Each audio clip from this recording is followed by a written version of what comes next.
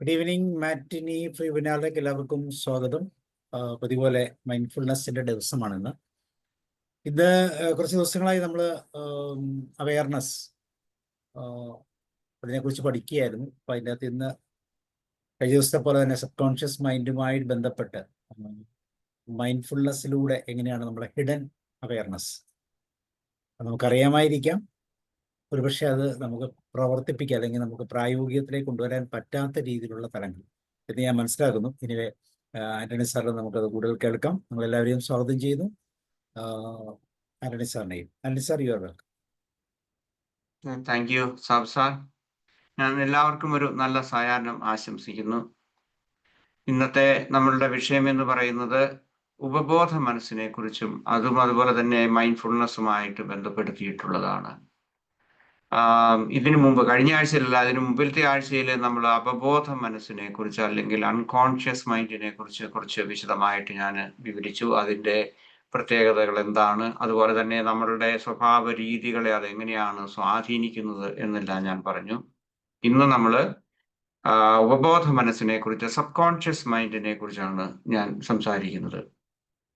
അതായത് നമ്മളുടെ ശീലങ്ങൾ, അതുപോലെ തന്നെ നമ്മളുടെ പ്രതികരണങ്ങൾ, നമ്മളുടെ ശാരീരികമായിട്ടുള്ള ബോഡി ലാംഗ്വേജ് എന്ന് പറയാം, അതുപോലെ നമ്മളുടെ ഇന്റേണൽ ആയിട്ടുള്ള ഒട്ടനവധി പ്രതികരണങ്ങൾ അല്ലെങ്കിൽ പ്രവർത്തനങ്ങളെ എല്ലാം സ്വാധീനിക്കുന്ന ഒന്നാണ് ഉപബോധ മനസ്സെന്ന് പറയുന്നത്. അപ്പൊ നമ്മൾ ലോകത്തെ എങ്ങനെ കാണുന്നു എന്ന് ചോദിച്ചാൽ നമ്മളുടെ കണ്ണിലൂടെ നമ്മൾ കാണുന്നുണ്ട്. പക്ഷേ ഉപബോധ മനസ്സാണ് നമ്മളെ ആ കാഴ്ചയെ ഇന്റർപ്രറ്റ് ചെയ്യുന്നത്. ശരിക്കും ഉപബോധ മനസ്സല്ല, നമ്മളുടെ ഈഗോയാണ് അതിന് വ്യാഖ്യാനങ്ങൾ കൊടുത്തുകൊണ്ടിരിക്കുന്നത്. തത്സമയ വ്യാഖ്യാനങ്ങളാണ് കൊടുക്കുന്നത്. ഒന്ന് കാണുന്നു, അതേസമയം അതെങ്ങനെയാണ്, എനിക്ക് ഇഷ്ടമുള്ളതാണോ ഇഷ്ടമല്ലാത്തതാണോ, നല്ലതാണോ ചീത്തയാണോ, ഇങ്ങനെയുള്ളതെല്ലാം ഈഗോയുടെ പ്രവർത്തനങ്ങളാണ്. പക്ഷെ നമ്മൾ കാണുന്നതിനെ വ്യാഖ്യാനിക്കുന്ന അതിൻ്റെ പിന്നിലുള്ളതെന്നാണ്. അപ്പോൾ ഉപബോധ മനസ്സിനെ കുറിച്ച് സംസാരിക്കുമ്പോൾ ഞാൻ പലപ്പോഴും ഒരുപക്ഷെ ഇതിനെ നമുക്ക് ഉപമിക്കാൻ സാധിക്കുന്നത് നമ്മളുടെ കമ്പ്യൂട്ടറിലൊക്കെ അല്ലെങ്കിൽ നമ്മളുടെ മൊബൈലിലൊക്കെ ഉള്ള ബയോസ് എന്ന് പറയും. ബയോസ് എന്ന് പറഞ്ഞാൽ നമുക്ക് സാധാരണ കാണാനോ അല്ലെങ്കിൽ നമുക്കതിലേക്ക് ആക്സസ് ഇല്ല. അത് പ്രത്യേകമായിട്ടുള്ള പ്രോഗ്രാം ചെയ്തിരിക്കുന്നതാണ്. എന്തിനാണത്? ഹാർഡ്വെയറും അതുപോലെ തന്നെ സോഫ്റ്റ്വെയറും തമ്മിൽ, പ്രത്യേകിച്ച് ബൂട്ട് ചെയ്യുന്ന സമയത്ത്, കമ്പ്യൂട്ടർ നമ്മൾ സ്റ്റാർട്ട് ചെയ്യുന്ന സമയത്ത് അതിനെ തമ്മിൽ ബന്ധിപ്പിക്കുന്ന ഒന്നാണ് ഈ ബയോസ് എന്ന് പറയുന്നത്. ഉദാഹരണമായിട്ട് നമ്മളുടെ മൊബൈൽ ഫോൺ നമ്മൾ വൈകുന്നേരം ഓഫ് ചെയ്ത് വെച്ചെന്ന് കരുതുക. അപ്പൊ അതൊരു ഹാർഡ്വെയർ ആയിട്ട് മാറുന്നു. അതിനൊന്നും പ്രവർത്തിക്കാൻ സാധിക്കില്ല. പക്ഷേ പ്രവർത്തിക്കാനുള്ള ഹാർഡ്വെയർ ഉണ്ട്. രാവിലെ നമ്മൾ എഴുന്നേറ്റ് കഴിഞ്ഞിട്ട് അത് വീണ്ടും മൊബൈലോ കമ്പ്യൂട്ടറോ എന്തെങ്കിലും നമ്മൾ സ്റ്റാർട്ട് ചെയ്ത് കഴിയുമ്പോൾ എന്ത് ചെയ്യുന്നു? ഈ ബയോസ് ആണ് ആദ്യമേ അത് ബൂട്ടിങ്ങിന് വേണ്ടിയിട്ട് ഉപയോഗിക്കുന്നത്. അതിനുശേഷം അതിൻ്റെ ഇൻസ്റ്റാൾഡ് ആയിട്ടുള്ള പല പ്രോഗ്രാമുകളിലേക്കും അതിനെ തമ്മിൽ ബന്ധിപ്പിക്കുകയാണ് ചെയ്യുന്നത്. ഈ ബയോസിനെ അതേസമയം നമ്മൾ അറിയുന്നില്ല ഈ ബയോസിൽ എന്തൊക്കെ നടക്കുന്നുണ്ടെന്നുള്ളത്. സാധാരണക്കാരായ ആളുകൾക്ക് അറിയത്തില്ല. അതിന്റെ സോഴ്സ് കോഡ് പ്രോഗ്രാം ചെയ്യുന്ന അവർക്ക് മാത്രമേ അറിയത്തുള്ളൂ. അതുപോലെ തന്നെ നമ്മളിപ്പോൾ വേർഡ്, MS വേർഡ് അല്ലെങ്കിൽ മൈക്രോസോഫ്റ്റ് വേർഡ്, പവർ പോയിന്റ് ഒക്കെ ഉപയോഗിക്കുന്നുണ്ടെന്ന് കരുതുക. നമ്മളെ സംബന്ധിച്ചിടത്തോളം അതിന്റെ ഉപയോഗം അല്ലെങ്കിൽ നമുക്ക് അതിന് കുറെ ഫങ്ഷൻസ് അല്ലെങ്കിൽ അതിന്റെ ചില കമാൻഡുകളൊക്കെ നമുക്കറിയാം അല്ലെങ്കിൽ നമുക്ക് ഉപയോഗിക്കാൻ സാധിക്കും. പക്ഷെ അതിന്റെ പിന്നിൽ സോഴ്സ് കോഡ് ആയിട്ട് ഉപയോഗിക്കുന്നതാണ്, അത് പ്രോഗ്രാം ചെയ്തിരിക്കുകയാണ്. അപ്പൊ നമ്മൾ കുറച്ച് മാറ്റങ്ങളൊക്കെ നമ്മളുടെ പവർ പോയിന്റിൽ മാറ്റിയിട്ട് നമ്മൾ സേവ് ചെയ്യാനുള്ള ബട്ടൺ കുത്തുക. അത് കുത്തുമ്പോഴാണ് അത് സേവ് ചെയ്യുന്നത്. അല്ലെങ്കിൽ ഡിസ്കാർഡ് ചെയ്യാം, അല്ലെങ്കിൽ മറ്റതുപോലുള്ള ഓരോ കാര്യങ്ങളും നമ്മൾ ഇതിന്റെ ഡീറ്റെയിൽസ് അറിയുന്നില്ല. അപ്പോൾ അതുപോലെയാണ് നമ്മളുടെ ഉപബോധ മനസ്സിനെ കുറിച്ചും അല്ലെങ്കിൽ അവബോധ മനസ്സിനെ കുറിച്ചും വ്യക്തമായ ധാരണകളൊന്നും പലർക്കും ഉണ്ടാകുകയില്ല.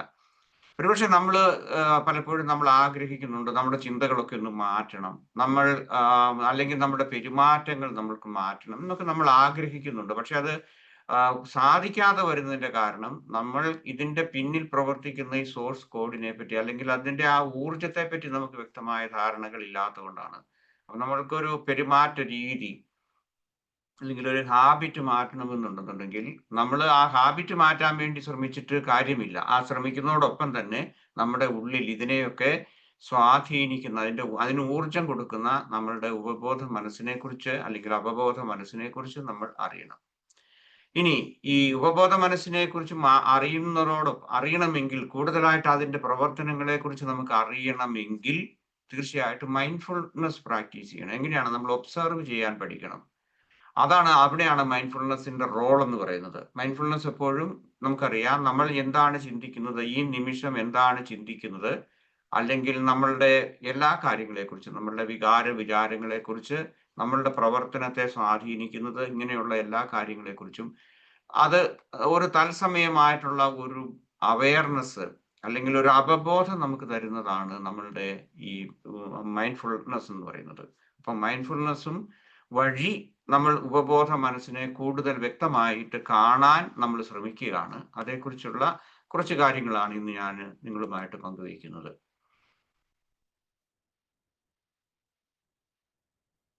ഓക്കെ,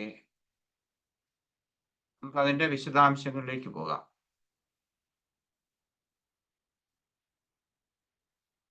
ഓക്കെ, നമ്മൾ പറഞ്ഞുകൊണ്ടിരിക്കുന്ന ഈ കുറച്ച് ആഴ്ചകളായിട്ട് നമ്മൾ പറയുന്നത് നമ്മളുടെ ബ്രെയിന്, സെൻസ് ഓർഗൻസ്, മൈൻഡ്, ഈഗോ, ഇതുമായിട്ടുള്ള നമ്മളുടെ ബന്ധങ്ങളെ കുറിച്ചാണ് നമ്മൾ പറഞ്ഞുകൊണ്ടിരിക്കുന്നത്. അപ്പൊ അതിന്റെ കൂടുതൽ വിശദാംശങ്ങളിലേക്ക് നമുക്ക് പോകാം. ഞാൻ മുമ്പിലത്തെ ആഴ്ചയിൽ അൺകോൺഷ്യസിനെ കുറിച്ച് പറഞ്ഞു. ഇന്ന് നമ്മൾ മെമ്മറി അവയർനെസ് അല്ലെങ്കിൽ നമ്മൾ സബ് കോൺഷ്യസിനെ കുറിച്ചാണ് പറയുന്നത്. ഇത് നിങ്ങൾക്ക് ഒരുപക്ഷെ ഈ സ്ലൈഡ് കാണാൻ പറ്റിയല്ലായിരിക്കും. പക്ഷെ ഞാൻ പോയിക്കൊണ്ടിരിക്കുന്നത് ഒരു ലക്ഷ്യത്തിലേക്കാണ്. അതായത് നമ്മളുടെ നമ്മളുടെ ഇന്ദ്രിയങ്ങൾ, അല്ലെങ്കിൽ നമ്മളുടെ അതുവഴി നമുക്കുണ്ടാകുന്ന ചിന്തകൾ, അതുപോലെ തന്നെ അതെങ്ങനെയാണ് ഒരു ചിന്ത ഫോം ചെയ്യുന്നത്, അല്ലെങ്കിൽ നമ്മളുടെ ഇന്ദ്രിയങ്ങളോടുള്ള നമ്മളുടെ പ്രതികരണങ്ങൾ എങ്ങനെയാണ്, അവിടെ എങ്ങനെയാണ് നമ്മൾക്ക് വിചാരങ്ങൾ ഉണ്ടാകുന്നത്, ഇങ്ങനെയുള്ള കാര്യങ്ങളെ കുറിച്ചൊക്കെയാണ്. അല്ലെങ്കിൽ നമ്മളുടെ വികാരങ്ങൾ എന്താണ്, ഇതും നമ്മളുടെ ഈഗോയും മൈൻഡും തമ്മിലുള്ള ബന്ധം എന്താണ്, അതോടൊപ്പം തന്നെ നമ്മളുടെ ബ്രെയിനും ഇതിന്റെ ഇൻ ബിറ്റ്വീനിൽ പ്രവർത്തിക്കുന്നുണ്ട്. അപ്പം നമ്മുടെ ആന്തരികമായിട്ടുള്ള ഒട്ടനവധി ഞാൻ പറഞ്ഞതുപോലെ ബയോസ് അല്ലെങ്കിൽ നമ്മളുടെ ഒരു പ്രോഗ്രാം പ്രവർത്തിക്കുന്നത് പോലെ നമ്മളുടെ ചിന്തകൾക്ക്, നമ്മുടെ കോൺഷ്യസ് മൈൻഡിന് പിന്നിൽ പ്രവർത്തിക്കുന്ന എന്തൊക്കെയാണെന്ന് ഉള്ളതിനെ കുറിച്ചുള്ള ഒരു കൂടുതൽ വിശദാംശങ്ങൾ നൽകുന്നതിന് വേണ്ടിയിട്ടാണ് ഇപ്പോഴുള്ള ഈ ഏതാനും ക്ലാസ്സുകൾ ഞാൻ പ്രത്യേകമായിട്ട് വെച്ചിരിക്കുന്നത് അല്ലെങ്കിൽ തയ്യാറാക്കിക്കൊണ്ടിരിക്കുന്നത്. ഓക്കെ, ഹ്യൂമൻ മൈൻഡിനെ കുറിച്ച് പറയുമ്പോൾ നമുക്ക് ഏറ്റവും അടിയിലായിട്ട് അൺകോൺഷ്യസ് മൈൻഡ് ഉണ്ട്. അതിലേക്ക് നമുക്ക് എപ്പോഴും ആക്സസ് ഇല്ല, പക്ഷെ അത് നമ്മളെ ഇൻഫ്ലുവൻസ് ചെയ്യുന്നുണ്ട്. സബ് കോൺഷ്യസ് മൈൻഡ് ആണ്, അതുണ്ട്. അതുപോലെ കോൺഷ്യസ് മൈൻഡിനെ കുറിച്ച് നമുക്ക് ഏകദേശമൊക്കെ നമുക്കറിയാം. കാരണം പിന്നിൽ പ്രവർത്തിക്കുന്ന ഊർജം അൺകോൺഷ്യസിൽ നിന്നും സബ് കോൺഷ്യസിൽ നിന്നാണ് വരുന്നതെങ്കിലും കോൺഷ്യസ് ലെവലിലുള്ള അവബോധത്തെക്കുറിച്ച് നമുക്ക് ഏകദേശം അറിയാൻ പറ്റും. ഓക്കെ, ഇന്നത്തെ ക്ലാസ്സിന്റെ പർപ്പസ് എന്ന് പറയുന്നത് ഈ കോംപ്ലക്സ് ആയിട്ടുള്ള നമ്മളുടെ nature of the subconscious മൈൻഡിനെ കുറിച്ച് ഏകദേശം ഒരു രൂപം നൽകുക. ഏതെല്ലാം വിധത്തിലാണ്, അതിന്റെ പ്രത്യേകതകൾ എങ്ങനെയാണ്, അതെങ്ങനെയാണ് നമ്മളുടെ അനുദിന ജീവിതത്തിൽ അതിന്റെ സ്വാധീനം എന്താണ്, ഇങ്ങനെയുള്ള കാര്യങ്ങളെ കുറിച്ച് പറയുക. അതോടൊപ്പം തന്നെ മൈൻഡ്ഫുൾനെസ്സുമായിട്ട് ഇതെങ്ങനെയാണ് ബന്ധപ്പെട്ടിരിക്കുന്നത്, അതുപോലെ തന്നെ മൈൻഡ്ഫുൾനെസ് വഴി നമുക്ക് ഈ പ്രസന്റ് മൊമെന്റിനെ കുറിച്ചുള്ള കൂടുതൽ അവയർനെസ് നമുക്ക് ക്രിയേറ്റ് ചെയ്യാനും നമ്മൾ ആഗ്രഹിക്കുന്ന രീതിയിലുള്ള ഒരു വ്യത്യാസം നമ്മുടെ ജീവിതത്തിൽ വരാന്, ഉദാഹരണമായിട്ട് നമ്മളുടെ ഹാബിറ്റ് ഫോർമേഷൻ അതൊന്ന് മാറ്റണമെന്നുണ്ടെങ്കിൽ, അല്ലെങ്കിൽ നമ്മളുടെ സ്വഭാവം, നമ്മളുടെ പെരുമാറ്റ രീതികൾ, ഇതെല്ലാം മാറ്റുന്നതിന് സബ് കോൺഷ്യസിനെ ഒന്ന് റീപ്രോഗ്രാം ചെയ്യുക, അല്ലെങ്കിൽ അതിനെ അടുത്തറിയുക. ഈ രണ്ട് കാര്യങ്ങളാണ് പ്രധാനമായിട്ട് ഞാൻ പറയുന്നത്. Okay, what is sub conscious? നിങ്ങൾക്ക് എല്ലാവർക്കും അറിയാമായിരിക്കാം. ഇതിൽ ഭൂരിപക്ഷം ആളുകളും സൈക്കോളജി പഠിച്ചിട്ടുള്ളവരും സൈക്കോളജിയിലെ മാസ്റ്റേഴ്സും PhD ഒക്കെ ഉള്ളവരായിരിക്കും. അപ്പൊ എനിവേ, സബ് കോൺഷ്യസ് മൈൻഡ് എന്ന് പറയുന്നത് ഹ്യൂമൻ മൈൻഡിന്റെ നമ്മുടെ കോൺഷ്യസ് മൈൻഡിന്റെ ഏറ്റവും തൊട്ട് താഴെയുള്ളതാണ്. അതിന് താഴെയാണ് നമ്മളുടെ അൺകോൺഷ്യസ് മൈൻഡ് എന്ന് പറയുന്നത്. നമ്മുടെ പ്രവർത്തനങ്ങളിൽ, അനുദിന ജീവിതത്തിന്റെ 95% നിയന്ത്രിക്കുന്ന സബ് കോൺഷ്യസ് മൈൻഡാണ്. ഉദാഹരണമായിട്ട് നമ്മുടെ ചിന്തകള്, നമ്മളുടെ വികാരങ്ങള്, അതുപോലെ തന്നെ നമ്മളുടെ ബിഹേവിയർ, അതുപോലെ തന്നെ നമ്മുടെ ഡിസിഷൻ മേക്കിംഗ്, ഇങ്ങനെയൊക്കെയുള്ള കാര്യങ്ങളിൽ 95% നമ്മളുടെ പ്രവർത്തനങ്ങളെല്ലാം നിയന്ത്രിക്കുന്ന സബ് കോൺഷ്യസ് മൈൻഡാണ്. ഇനി സബ് കോൺഷ്യസ് മൈൻഡിന്റെ പ്രത്യേകമായിട്ടുള്ള സ്വഭാവ രീതികൾ എന്താണെന്ന് ചോദിച്ചു കഴിഞ്ഞാൽ, ഒന്ന്, ഇത് നമ്മളുടെ ഓട്ടോമാറ്റിക് അല്ലെങ്കിൽ ഓട്ടോ പൈലറ്റ് മോഡിലേക്ക് ഇതായിട്ടുള്ള പ്രവർത്തനങ്ങളുണ്ട്. അതുകൂടാതെ തന്നെ നമ്മളുടെ ബോഡിലി ആയിട്ടുള്ള നമ്മളുടെ ശാരീരികമായ പ്രവർത്തനങ്ങൾ, ഒട്ടനവധി പ്രവർത്തനങ്ങളെ അത് സബ് കോൺഷ്യസ് മൈൻഡ് നിയന്ത്രിക്കുന്നുണ്ട്. ഉദാഹരണമായിട്ട് നമ്മളുടെ heart rate, breathing, digestion, immune responses, ഇങ്ങനെയൊക്കെയുള്ള കാര്യങ്ങളെ എല്ലാം, അതുപോലെ ഒട്ടനവധി കാര്യങ്ങൾ നമ്മുടെ ശാരീരികമായ പ്രവർത്തനങ്ങളെ നിയന്ത്രിക്കുന്നതിനും ഈ ഓട്ടോമാറ്റിക് ആയിട്ടുള്ള അതാണ്. നമ്മൾ ഉദാഹരണം, നമ്മൾ ഉറങ്ങുകയാണെങ്കിൽ നമ്മുടെ ഹാർട്ട് എന്താണ് പ്രവർത്തിച്ചുകൊണ്ടിരിക്കും, അല്ലെങ്കിൽ നമ്മൾ ബ്രീത്ത് ചെയ്തുകൊണ്ടിരിക്കും. ഇനി ഭക്ഷണമൊക്കെ കഴിച്ചിട്ടാണ് നമ്മൾ കിടന്ന് ഉറങ്ങുന്നതെങ്കിലും അത് ആ ഡൈജഷൻ എല്ലാം നടന്നുകൊണ്ടിരിക്കും. അതുപോലെ നമ്മുടെ ഇമ്മ്യൂൺ സിസ്റ്റം എല്ലാം. പിന്നെ അതുപോലെ തന്നെ നമ്മളുടെ വൈകാരികമായിട്ടുള്ള എന്താണ് നമ്മളുടെ എക്സ്പീരിയൻസ് അനുദിന ജീവിതത്തിൽ ഉണ്ടാകുന്നത്, അതിനെ അത് സ്റ്റോർ ചെയ്യുന്നുണ്ട്, അല്ലെങ്കിൽ അത് സേവ് ചെയ്യുന്നുണ്ട്. അപ്പം റിപ്പീറ്റഡ് ആയിട്ടുള്ള ഒരേ ചിന്ത വരുമ്പോഴേക്കും ഒന്നാമത് ന്യൂറോ പാത്ത് വേസ് ക്രിയേറ്റ് ചെയ്യുന്നുണ്ട്, അല്ലെങ്കിൽ നമ്മുടെ ബ്രെയിനിലേക്ക് സേവ് ചെയ്യുന്നുണ്ട്. പക്ഷേ അതോടൊപ്പം തന്നെ പ്രത്യേകിച്ച് നമ്മളുടെ ഇന്റൻസ് ആയിട്ടുള്ള നമ്മളുടെ അനുഭവങ്ങൾ, നമ്മുടെ വൈകാരിക അനുഭവങ്ങൾ, ചിലപ്പോൾ അത് ട്രോമയായിരിക്കാം, അല്ലെങ്കിൽ ജോയി ആയിരിക്കാം, അങ്ങനെയുള്ള കാര്യങ്ങളെല്ലാം നമ്മൾ ഇത് സേവ് ചെയ്യുന്നു, അല്ലെങ്കിൽ അതിന്റെ ഒരു സ്റ്റോറേജ്, ഒരു ഡേറ്റ ബാങ്ക് എന്ന് വേണമെങ്കിൽ നമുക്ക് പറയാം. അടുത്തതായിട്ടുള്ള ഇതിന്റെ സ്വഭാവ രീതി എന്ന് പറയുന്നത് it forms and reinforces habits. നമ്മളുടെ ഒട്ടനവധി, നമുക്ക് ബഹുഭൂരിപക്ഷമുള്ള നമ്മളുടെ ഈ എന്താണ് നമ്മളുടെ നമ്മുടെ ഹാബിറ്റ്സ് എന്ന് പറയാം. ഈ ഹാബിറ്റ്സ് എല്ലാം ഫോം ചെയ്യുന്നതും അതുപോലെ തന്നെ റീഇൻഫോഴ്സ് ചെയ്യുകയാണ്. ഒരു ചിന്ത വരുന്നു, ആ ചിന്തയിൽ ആദ്യമേ ഒരു കുഞ്ഞിനെ സംബന്ധിച്ചിടത്തോളം ചിലപ്പോൾ ഒരുപക്ഷെ ചിന്തയായിരിക്കും, അല്ലെങ്കിൽ ഏതെങ്കിലും ഒരു കാര്യം നേടിയെടുക്കുന്നതിന് വേണ്ടിയിട്ടായിരിക്കും, കരയുന്നതായിരിക്കും. അത് കഴിയുമ്പോൾ ആ കുഞ്ഞറിയുന്നു കരച്ചിൽ വഴി നമുക്ക് പലതും നേടാം എന്നുള്ളത്, അല്ലെങ്കിൽ ഓരോ ബിഹേവിയർ വഴി. അപ്പൊ അതുപോലെയുള്ള റീഇൻഫോഴ്സസ് ഹാബിറ്റ്സിനെ റീഇൻഫോഴ്സ് ചെയ്യുന്നുണ്ട്. അതുപോലെ ഇതിന്റെ പ്രവർത്തനങ്ങൾ എന്ന് പറയുന്നത് പലപ്പോഴും നമുക്കൊരു ഇമേജ് മതി, അല്ലെങ്കിൽ ഒരു ഇമോഷണൽ ട്രിഗേഴ്സ്, സിമ്പിൾസ്, ഇതുപോലെയൊക്കെ ഉള്ള കാര്യങ്ങളിലൂടെയാണ് ഇതിന്റെ പ്രവർത്തനങ്ങൾ, അതായത് ആക്ടിവേറ്റ് ചെയ്യപ്പെടുന്നത്, നമ്മളുടെ സബ് കോൺഷ്യസ് ആക്ടിവേറ്റ് ചെയ്യുന്നത്. അല്ലെങ്കിൽ നമുക്കിപ്പം ഒരു ഇമേജ് ആണെന്നുണ്ടെങ്കിൽ നമ്മൾ ഏതെങ്കിലും കണ്ടിട്ടുള്ള ഒരു ഇമേജ്, അല്ലെങ്കിൽ നമുക്ക് ഏതെങ്കിലും ഇപ്പൊ ഒരാളെ കണ്ടിട്ടുണ്ട്, നമ്മുടെ കുട്ടിക്കാലത്തുള്ള ഒരു പരിചയം, അല്ലെങ്കിൽ സ്കൂളിൽ ഉണ്ടായിരുന്ന ഒരു അധ്യാപകനോട് നമുക്ക് സ്നേഹമുള്ള ഒരു അധ്യാപകനാണെങ്കിൽ ആ അധ്യാപകനെ പോലെയുള്ള ഒരു വ്യക്തി ഏകദേശം സിമിലർ ആയിട്ടുള്ളത് കാണുമ്പോഴേക്കും നമുക്ക് ആ മനുഷ്യനോട് വെറുതെ വഴിയിൽ കൂടെ നടന്നു പോകുന്നതാണെങ്കിൽ നമുക്ക് ഇഷ്ടം തോന്നാം, അല്ലെങ്കിൽ നേരെ മറിച്ചും തോന്നാം. ഇനി ഇതിനെ സംബന്ധിച്ച് സബ് കോൺഷ്യസ് മൈൻഡിനെ സംബന്ധിച്ച് ഒരിക്കലും ഒരു ലോജിക്ക് വെച്ചല്ല അത് പ്രവർത്തിക്കുന്നത്. യെസ് ഓർ നോ, അല്ലെങ്കിൽ അതിന്റെ ലോജിക്കൽ ആയിട്ടുള്ള ഒരു തിങ്കിങ് പ്രത്യേകിച്ച് നമ്മളുടെ ഫ്രീ ഫ്രോണ്ടൽ കോർട്ടക്സിലേക്ക് വരികയോ അവിടെ ഒരു ലോജിക്കൽ തിങ്കിങ്ങിന്റെ ഒരു പ്ലാറ്റ്ഫോം അല്ല ഈ നമ്മളുടെ സബ് കോൺഷ്യസ് മൈൻഡ് എന്ന് പറയുന്നത്. പിന്നെ സബ് കോൺഷ്യസ് മൈൻഡ് എന്ന് പറയുന്നത് അതൊരു തീരുമാനത്തിലേക്ക് വരുന്നില്ല. ഓക്കെ, നമ്മുടെ ഡിസിഷനെ മാറ്റുന്നുണ്ടെങ്കിൽ ഞാൻ പറഞ്ഞു പെട്ടെന്നുള്ള അതിന്റെ ആ പ്രോംപ്റ്റ്സ് എന്ന് പറയുന്നത് അത് നമ്മളെ ഒരു തീരുമാനത്തിലേക്ക് അല്ലെങ്കിൽ ഒരു ജഡ്ജ്മെന്റിലേക്ക് കൊണ്ടുപോകുന്നില്ല. കിട്ടുന്ന അതിന്റെ അത് ശരിയാണെന്ന് വിചാരിക്കും, അല്ലെങ്കിൽ ഏതെങ്കിലും തരത്തിലുള്ള നമ്മളുടെ ഇന്ദ്രിയങ്ങളിൽ നിന്നോ മറ്റേതെങ്കിലും തരത്തിലുള്ള ഒരു ഇൻഫർമേഷൻ നമ്മൾക്ക് കാണും. ഇപ്പൊ പ്രത്യേകിച്ച് കൂടുതലായിട്ട് നമ്മൾക്ക് കിട്ടുന്നത് ഓഫ് കോഴ്സ് ഇന്ദ്രിയങ്ങളിൽ നിന്നാണ്. അതെല്ലാം ശരിയാണ് എന്നുള്ളത് പെട്ടെന്നുള്ള ഒരു വിശ്വാസത്തിലേക്ക് പോവുകയാണ്. അത് പിന്നെ പ്രത്യേകിച്ച് റിപ്പീറ്റഡ് ആയിട്ട് വരികയാണെങ്കിൽ എല്ലാം ശരിയാണെന്നുള്ള രീതിയിലേക്കാണ്. പക്ഷെ നമ്മൾ അത് വീണ്ടും ഒന്ന് അനലൈസ് ചെയ്യുക, എവിടെ നമ്മുടെ കോൺഷ്യസ് മൈൻഡിൽ നമ്മൾ അനലൈസ് ചെയ്തിട്ടാണ് ഇത് ശരിയാണോ തെറ്റാണോ എന്നുള്ള കാര്യങ്ങളെ കുറിച്ച് അറിയുന്നത്. അതുപോലെ നമ്മുടെ ഓർമ്മയുടെ ഒരു ഡേറ്റാ ബാങ്ക്, അല്ലെങ്കിൽ നമ്മുടെ ഓർമ്മയെ കൂടുതലായിട്ട് സ്വാധീനിക്കുന്ന ഒരു ഇതാണ് മൈൻഡാണ്, അല്ലെങ്കിൽ ഒരു പ്രദേശം, അല്ലെങ്കിൽ ഒരു പ്രത്യേക സ്റ്റോറേജ് റൂമാണ് നമ്മളുടെ സബ് കോൺഷ്യസ് മൈൻഡ് എന്ന് പറയുന്നത്. ഞാൻ പറഞ്ഞു, ഇത് തീരുമാനങ്ങൾ എടുക്കുകയല്ല, ജഡ്ജ് ചെയ്യുന്നില്ല, ഒരു ജഡ്ജ്മെന്റൽ ആയിട്ടുള്ള ഒരു മൈൻഡ് അല്ല വരുന്നത്. അത് ഇങ്ങനെ റിപ്പീറ്റ് ചെയ്ത് കഴിയുമ്പോഴേക്കും വരും. It is an emotional and instinctual centre ആണ്. നമ്മളുടെ ഇമോഷൻസിന്റെ, നമ്മുടെ വൈകാരിക തലത്തിന്റെയും അതുപോലെ തന്നെ നമ്മളുടെ ഇൻസ്റ്റിങ്ക്റ്റിന്റെയും ആയിട്ടുള്ള ഒരു സെന്റർ എന്ന് വേണമെങ്കിൽ പറയാം. വേണമെങ്കിൽ അല്ല, തീർച്ചയായിട്ടും അതാണ്. അതുപോലെ നമ്മളുടെ കോർ ബിലീഫ്സ് സിസ്റ്റത്തിന്റെ, അതുപോലെ ഹാബിറ്റ് ഫോർമേഷന്റെയും സെന്റർ ആയിട്ടാണ് നമ്മുടെ സബ് കോൺഷ്യസ് പ്രവർത്തിക്കുന്നത്.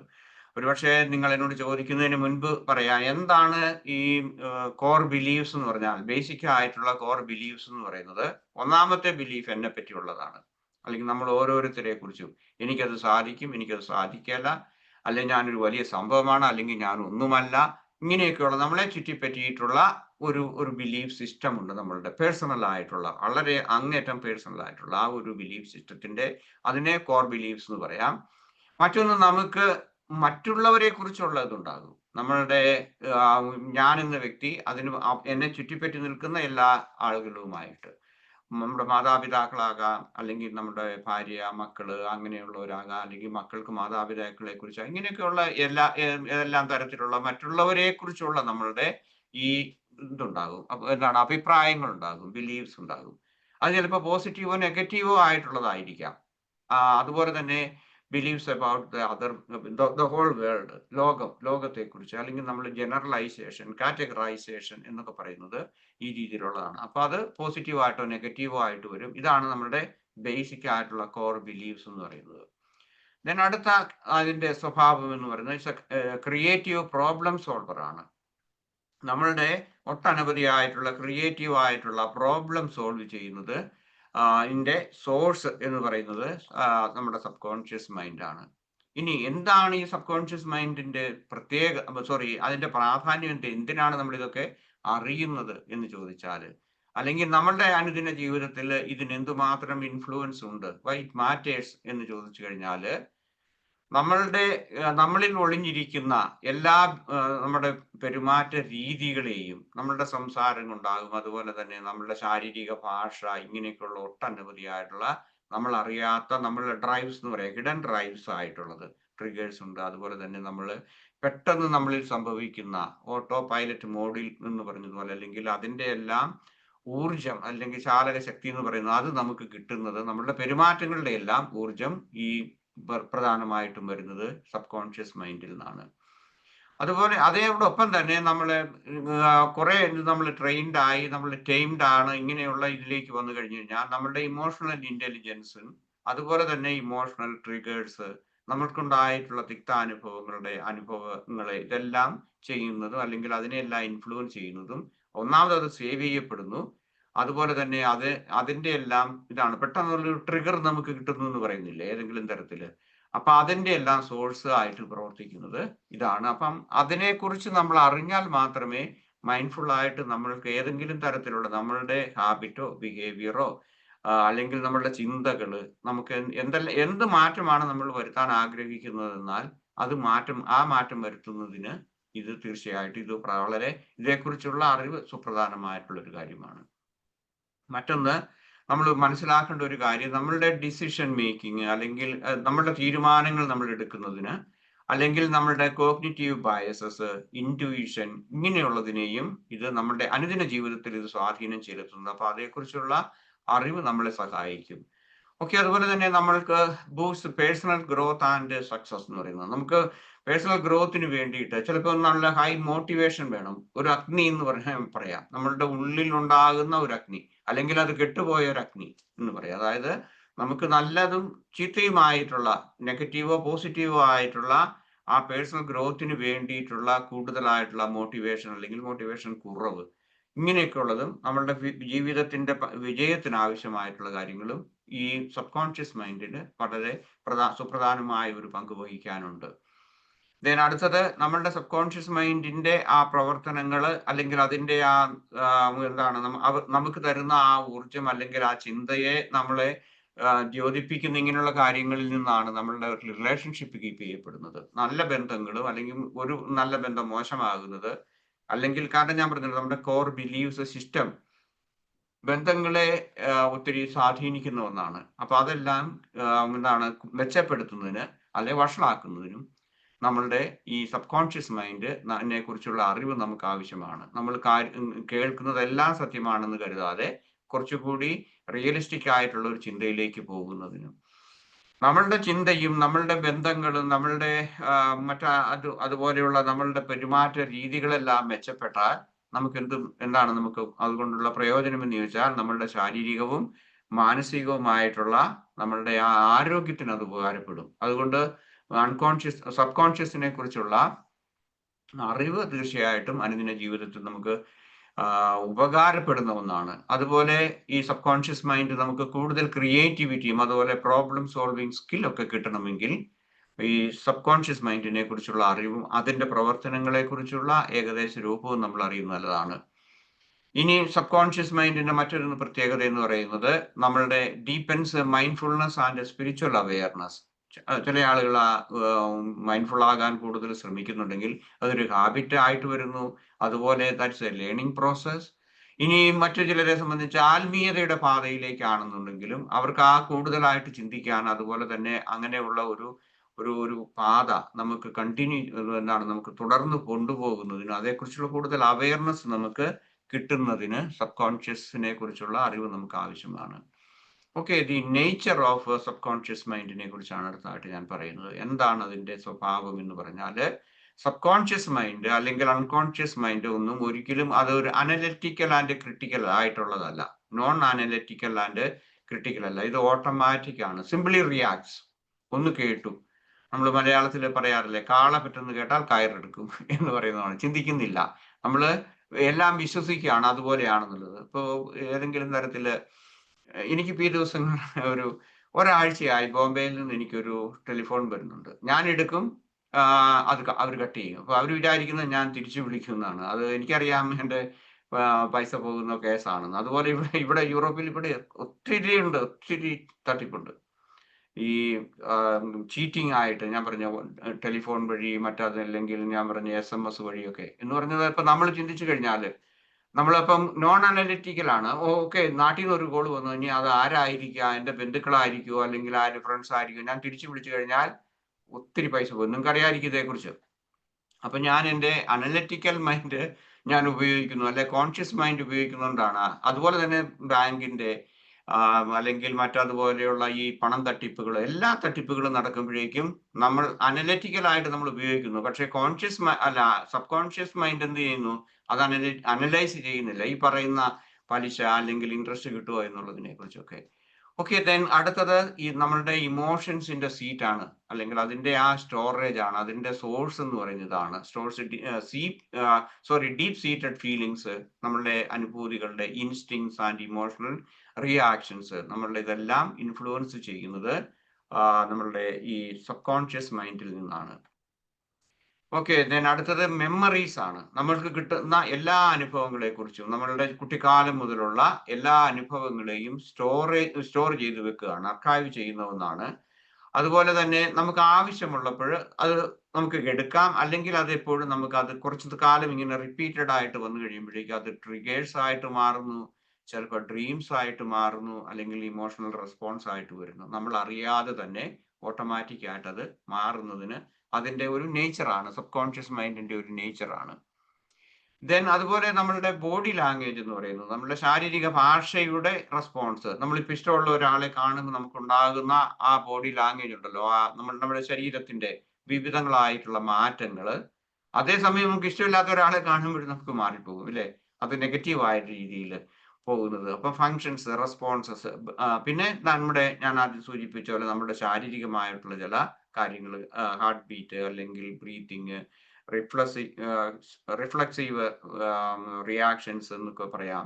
അല്ലെങ്കിൽ അതാണ് ഞാൻ പറഞ്ഞ ഫ്ലിഞ്ചിങ് ഇൻസ്റ്റിങ്സ് എന്നൊക്കെ പറയുന്നത്. നമുക്ക് പെട്ടെന്നുണ്ടാകുന്ന ആ ബോഡി ലാംഗ്വേജ് മാറിപ്പോകുന്നത് ഇതിന്റെ എന്താണ്, നമ്മുടെ സബ് കോൺഷ്യസിന്റെ പ്രവർത്തനങ്ങൾ കൊണ്ടാണ്. Okay, then beliefs and perceptions. നമ്മുടെ വിശ്വാസങ്ങൾ, മതപരമായിട്ട് മാത്രമല്ല, നമ്മളുടെ എല്ലാ വിശ്വാസങ്ങളും, നമ്മളെ കുറിച്ച് ഞാൻ പറഞ്ഞ കോർ ബിലീഫ്സ് എന്ന് വേണമെങ്കിൽ നമുക്ക് ജനറൽ ആയിട്ട് പറയാം. അതുപോലെ തന്നെ നമ്മുടെ കുട്ടിക്കാലത്തെ ആയ എക്സ്പീരിയൻസ്, ഇതേക്കുറിച്ച്, അതുപോലെ ലോകത്തെക്കുറിച്ച്, നമുക്ക് ചുറ്റുപാടുകളെ കുറിച്ചെല്ലാം ഇന്റർപ്രറ്റ് ചെയ്യുന്നതിന് വേണ്ടിയിട്ട്, വ്യാഖ്യാനിക്കുന്നതിന് വേണ്ടിയിട്ട് നമ്മളെ സഹായിക്കുന്ന ഒന്നാണ്. ദെൻ അടുത്തത് നമ്മളുടെ ക്രിയേറ്റിവിറ്റി ആൻഡ് ഇൻറ്റ്യൂഷൻ. ഞാൻ ആദ്യം സൂചിപ്പിച്ചു തന്നെയാണ്. അതുപോലെ തന്നെ നമുക്ക് ഏതെങ്കിലും തരത്തിലുള്ള ഒരു അത്ഭുതം തോന്നുക, അല്ലെങ്കിൽ ഏതെങ്കിലും നമുക്ക് ഒരു കാര്യം കാണും, ഓ ഇത് നല്ലതാണ്, ബ്യൂട്ടിഫുൾ, അല്ലെ? നമ്മൾ ചില പടങ്ങൾ കാണുമ്പോഴോ അല്ലെങ്കിൽ ഒരു പൂ കാണുമ്പോഴൊക്കെ ഉണ്ടാകുന്ന ഒരു ആഹാ എന്ന് പറയുന്ന ആ ഒരു ഫീലിങ്സ് ഉണ്ടാകുന്നു. അതുപോലെ തന്നെ പിന്നെ നമ്മളുടെ ഗട്ട് ഫീലിങ്സ് എന്ന് പറയുന്നത്. ഗട്ട് ഫീലിങ്സ് പ്രധാനമായിട്ട് ഇത് വയറ്റിലാണ്. ഗട്ട് എന്ന് പറയുന്നത് നമ്മളുടെ സെക്കൻഡ് ബ്രെയിൻ ആയിട്ടാണ് വരുന്നത്. അപ്പൊ എല്ലാം കാണുന്നു. അപ്പം ഒന്നുകിൽ നമ്മളുടെ ഗട്ട് ഫീലിങ്സ് പ്രധാനമായിട്ടും, അല്ലെങ്കിൽ മറ്റേതെങ്കിലും തരത്തിൽ ഇത് ശരീരവുമായിട്ട് ബന്ധപ്പെട്ട് ഉണ്ടാകുന്ന ആ റിയാക്ഷൻസിനെ അല്ലെങ്കിൽ സ്വാധീനിക്കുന്ന ഒന്നാണ് നമ്മുടെ സബ് കോൺഷ്യസ് മൈൻഡ്. പിന്നെ ഇത് മുഴുവൻ സമയം ആക്റ്റീവ് ആയിട്ടുള്ളതാണ്. അതാണ് അടുത്ത നേച്ചർ എന്ന് പറയുന്നത്. അതായത് ഉറക്കത്തിലും ഉണർന്നിരിക്കുന്ന സമയത്തും എപ്പോഴും ഇത് പ്രവർത്തിച്ചുകൊണ്ടിരിക്കും നമ്മളുടെ ബോഡിയിൽ. അതുപോലെ തന്നെ പ്രോസസ്സ് ചെയ്തുകൊണ്ടിരിക്കും. നമ്മുടെ ശാരീരിക ധർമ്മങ്ങൾ നിറവേറ്റുന്നു. അല്ലെങ്കിൽ നമ്മൾ ഉറങ്ങുന്ന സമയത്താണെങ്കിലും സബ് കോൺഷ്യസ് മൈൻഡ് പ്രവർത്തിച്ചു കൊണ്ടിരിക്കുകയാണ്. പിന്നെ മറ്റൊന്ന് ഹൈലി സജസ്റ്റബിൾ ആണ്. അതാണ് പറയുന്നത്. നമ്മൾ പറയുന്നത് ഞാൻ വിശ്വസിക്കുന്നുണ്ടെന്ന് പറഞ്ഞല്ലോ നമ്മൾ പെട്ടെന്ന്. അതുപോലെ തന്നെ റിപ്പീറ്റഡ് തോട്ട്സ് അല്ലെങ്കിൽ നമ്മളുടെ അഫർമേഷൻസ്, എക്സ്റ്റേണൽ ഇൻഫ്ലുവൻസ്, ഇതെല്ലാം അതുപോലെ നമ്മുടെ കണ്ടീഷനിങ്, ഇങ്ങനെയുള്ളതെല്ലാം എന്താണ് നമുക്ക് പെട്ടെന്ന് ഇതിലേക്ക് പോകുന്നത്. അല്ലെങ്കിൽ ഇപ്പൊ ഉദാഹരണമായിട്ട് നമ്മൾ എനിക്കിത് സാധിക്കും എന്ന് പല പ്രാവശ്യം പറഞ്ഞ്, അല്ലെങ്കിൽ ദിവസത്തെ പല പ്രാവശ്യം പറഞ്ഞ് പോസിറ്റീവ് അഫർമേഷൻസ് വഴിയാണെങ്കിലും അതെല്ലാം ആദ്യമായിട്ട് അല്ലെങ്കിൽ കൂടുതലായിട്ട് സ്വാധീനിക്കുന്നത് നമ്മളുടെ സബ് കോൺഷ്യസ് മൈൻഡാണ്. അപ്പൊ നമ്മളിൽ കാതലായിട്ടുള്ള ഒരു മാറ്റം വരുത്തണമെന്ന് നമുക്ക് ആഗ്രഹമുണ്ടെങ്കിൽ, പ്രത്യേകിച്ച് നമ്മൾ മൈൻഡ്ഫുൾനെസ് മെഡിറ്റേഷന് ശേഷം, അതുപോലെ അല്ലെങ്കിൽ രാവിലെ എഴുന്നേൽക്കുമ്പോൾ ഞാൻ അത് ചെയ്യും ഇത് ചെയ്യും, അല്ലെങ്കിൽ ന്യൂ ഇയർ വരുമ്പോഴേക്കും ഞാൻ അങ്ങനെ അത് മാറ്റം വരുത്തും എന്നൊക്കെ പറയുമ്പോഴേക്കും അത് സംഭവിക്കുന്നുണ്ടോ ഇല്ലയോ എന്നുള്ളത് വേറൊരു കാര്യം. പക്ഷേ കൂടുതലായിട്ടും സ്വാധീനിക്കുന്നത് ഈ സബ് കോൺഷ്യസ് മൈൻഡിലേക്ക് പോയിട്ടാണ്. ഓക്കെ, പിന്നെ നമ്മുടെ അനുദിന ജീവിതത്തിൽ സബ് കോൺഷ്യസ് മൈൻഡ് എങ്ങനെയാണ് നമ്മുടെ ജീവിതത്തെ ഇത് സ്വാധീനിക്കുന്നത് എന്ന് ചോദിച്ചു കഴിഞ്ഞാൽ, ഓട്ടോമാറ്റിക് ഹാബിറ്റ്സ് ആൻഡ് റൊട്ടീൻസിനെ ഒത്തിരി സ്വാധീനിക്കുന്നുണ്ട്. അത് നമ്മൾ ആദ്യമായിട്ട് അറിഞ്ഞിരിക്കുക. നമ്മളുടെ പെരുമാറ്റ രീതികൾ ഇതെല്ലാം വരുമ്പോഴേക്കും നമ്മൾ അറിയുക. ഇതിനെ നമ്മൾ അറിയുന്നില്ല. നമുക്ക് ഒരു മാറ്റം വരുത്തണം, അല്ലെങ്കിൽ നമ്മൾ ഏതെങ്കിലും വിധത്തിൽ ഒന്ന് നമ്മളുടെ ബ്രെയിനിനെ റീറൈറ്റ് ചെയ്യണം, അല്ലെങ്കിൽ നമ്മളുടെ സ്വഭാവ രീതികളെ മാറ്റണം എന്നുണ്ടെങ്കിൽ സബ് കോൺഷ്യസിന്റെ ഉള്ളിൽ നടക്കുന്ന കാര്യങ്ങളെ കുറിച്ച് നമ്മൾ അറിഞ്ഞിരിക്കണം. ദെൻ ഇമോഷണൽ റിയാക്ഷൻസ് എന്തൊക്കെയാണ്, ഇത് നമ്മുടെ അനുദിന ജീവിതത്തിൽ ഉണ്ടാകും. നമ്മൾ പെട്ടെന്നുള്ള നമ്മുടെ റിയാക്ഷൻസ് ആണോ അതോ റെസ്പോൺസ് ആണോ? റിയാക്ഷനും റെസ്പോൺസും തമ്മിലുള്ള വ്യത്യാസം നിങ്ങൾക്ക് അറിയാമെന്ന് ഞാൻ കരുതുന്നു. ഞാൻ പറഞ്ഞിട്ടുള്ളതാണ്. ദെൻ കോർ ബിലീഫ്സ് നമ്മളുടെ അനുദിന ജീവിതത്തിൽ ഇത് സ്വാധീനിക്കുന്നുണ്ട്. ഓക്കെ, അതുപോലെ തന്നെ ഡിസിഷൻ മേക്കിംഗ് ആൻഡ് ഇൻറ്റ്യൂഷൻ, കൂടുതലായിട്ടുള്ള ആ ഡിസിഷൻ മേക്കിങ്ങിനും ഇൻറ്റ്യൂഷനും നമ്മളെ അത് മാറ്റം വരുത്താൻ വേണ്ടി, അല്ലെങ്കിൽ sub conscious mind is shaping അവരുടെ ഓൾ ദീസ് തിങ്സ്. ഇത് മാത്രമല്ല, ഇനി ഞാൻ വരുന്നുണ്ട് ഡ്രീംസ് ആൻഡ് സിംബോളിസം.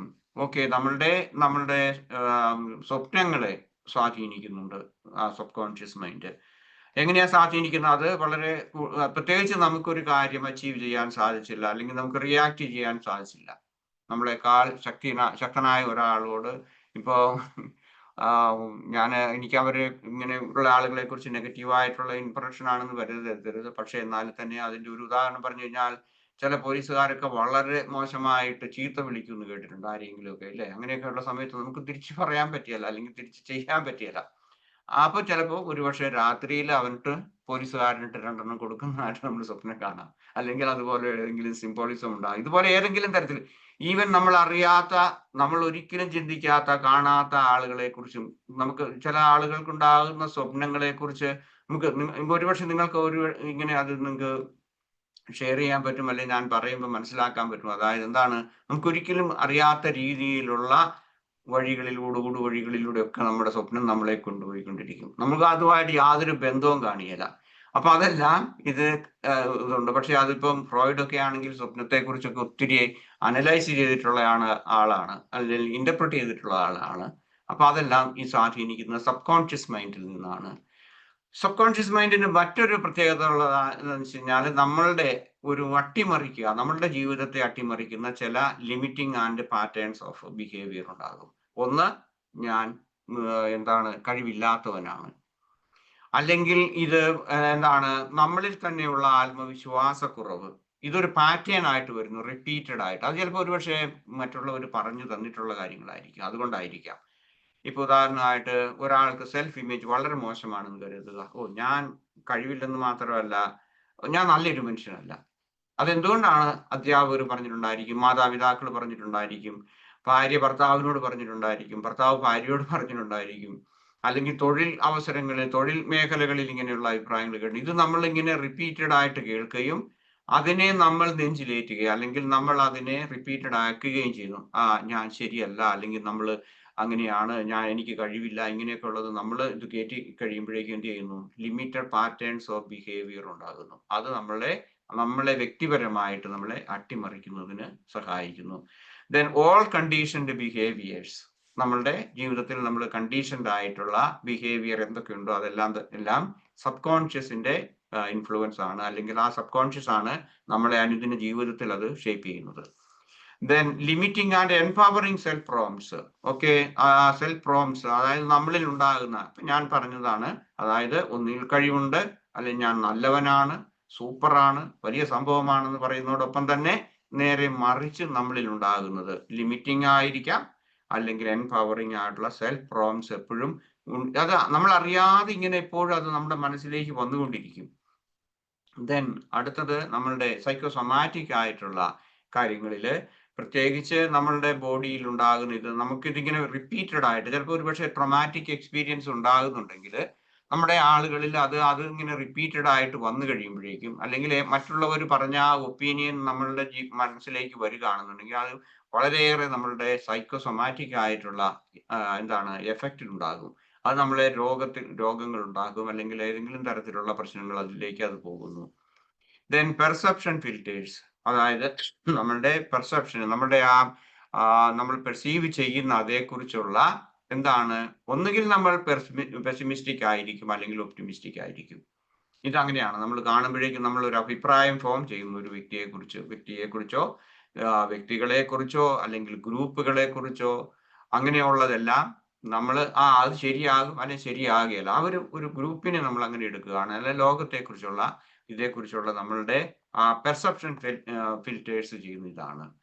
ഓക്കെ, ഇനി നമുക്ക് അടുത്തതായിട്ട് ഞാൻ പറയുന്നത് intersection of mindfulness and sub conscious. നമ്മളുടെ ഇന്റർസെക്ഷൻ, അതായത് നമ്മളുടെ മൈൻഡ്ഫുൾനെസ്സും നമ്മളുടെ ഈ സബ് കോൺഷ്യസ് മൈൻഡും തമ്മിലുള്ള ആ ബന്ധത്തെക്കാൾ കൂടുതൽ അത് എവിടെയാണ് അത് കൂട്ടിമുട്ടുന്നത്, അല്ലെങ്കിൽ അതിന് എന്തുമാത്രം സ്വാധീനമുണ്ട്.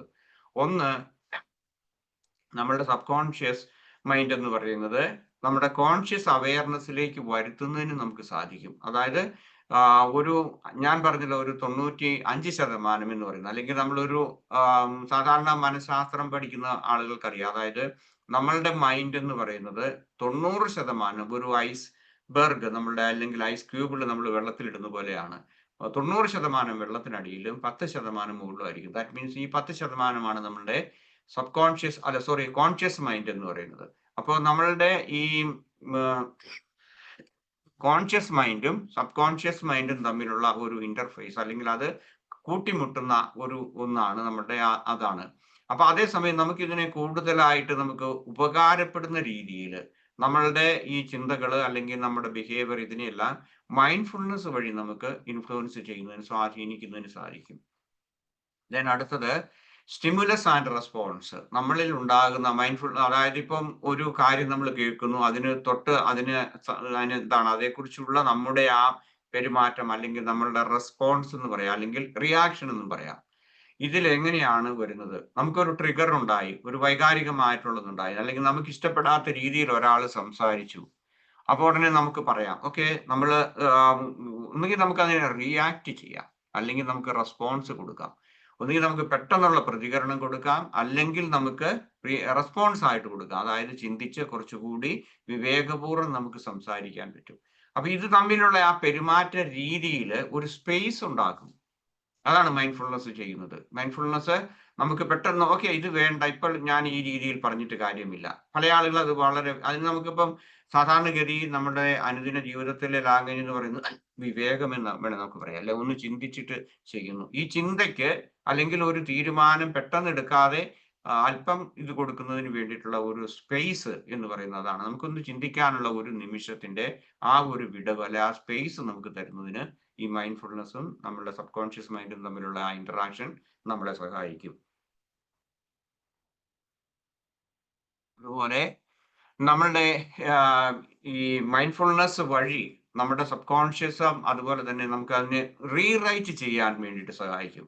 കൂടുതൽ മൈൻഡ്ഫുൾനെസ് പ്രാക്ടീസ് ചെയ്യുന്ന ആളുകൾക്ക് നമ്മളുടെ ഈ സബ് കോൺഷ്യസിനെ, അല്ലെങ്കിൽ നമ്മളുടെ ബ്രെയിനിനെ പോലും റീറൈറ്റ് ചെയ്യുന്നതിനുള്ള ആ പ്രോംപ്റ്റഡ് സ്ക്രിപ്റ്റ്, സാരമില്ല, അല്ലെങ്കിൽ എനിക്ക് നെഗറ്റീവായിട്ട് ചിന്തിക്കുകയാണെങ്കിൽ നമുക്ക് ഓക്കെ എനിക്കത് പോസിറ്റീവ് ആക്കാൻ നമുക്ക് സാധിക്കും, നമുക്ക് മാറ്റിയെടുക്കാൻ പറ്റും.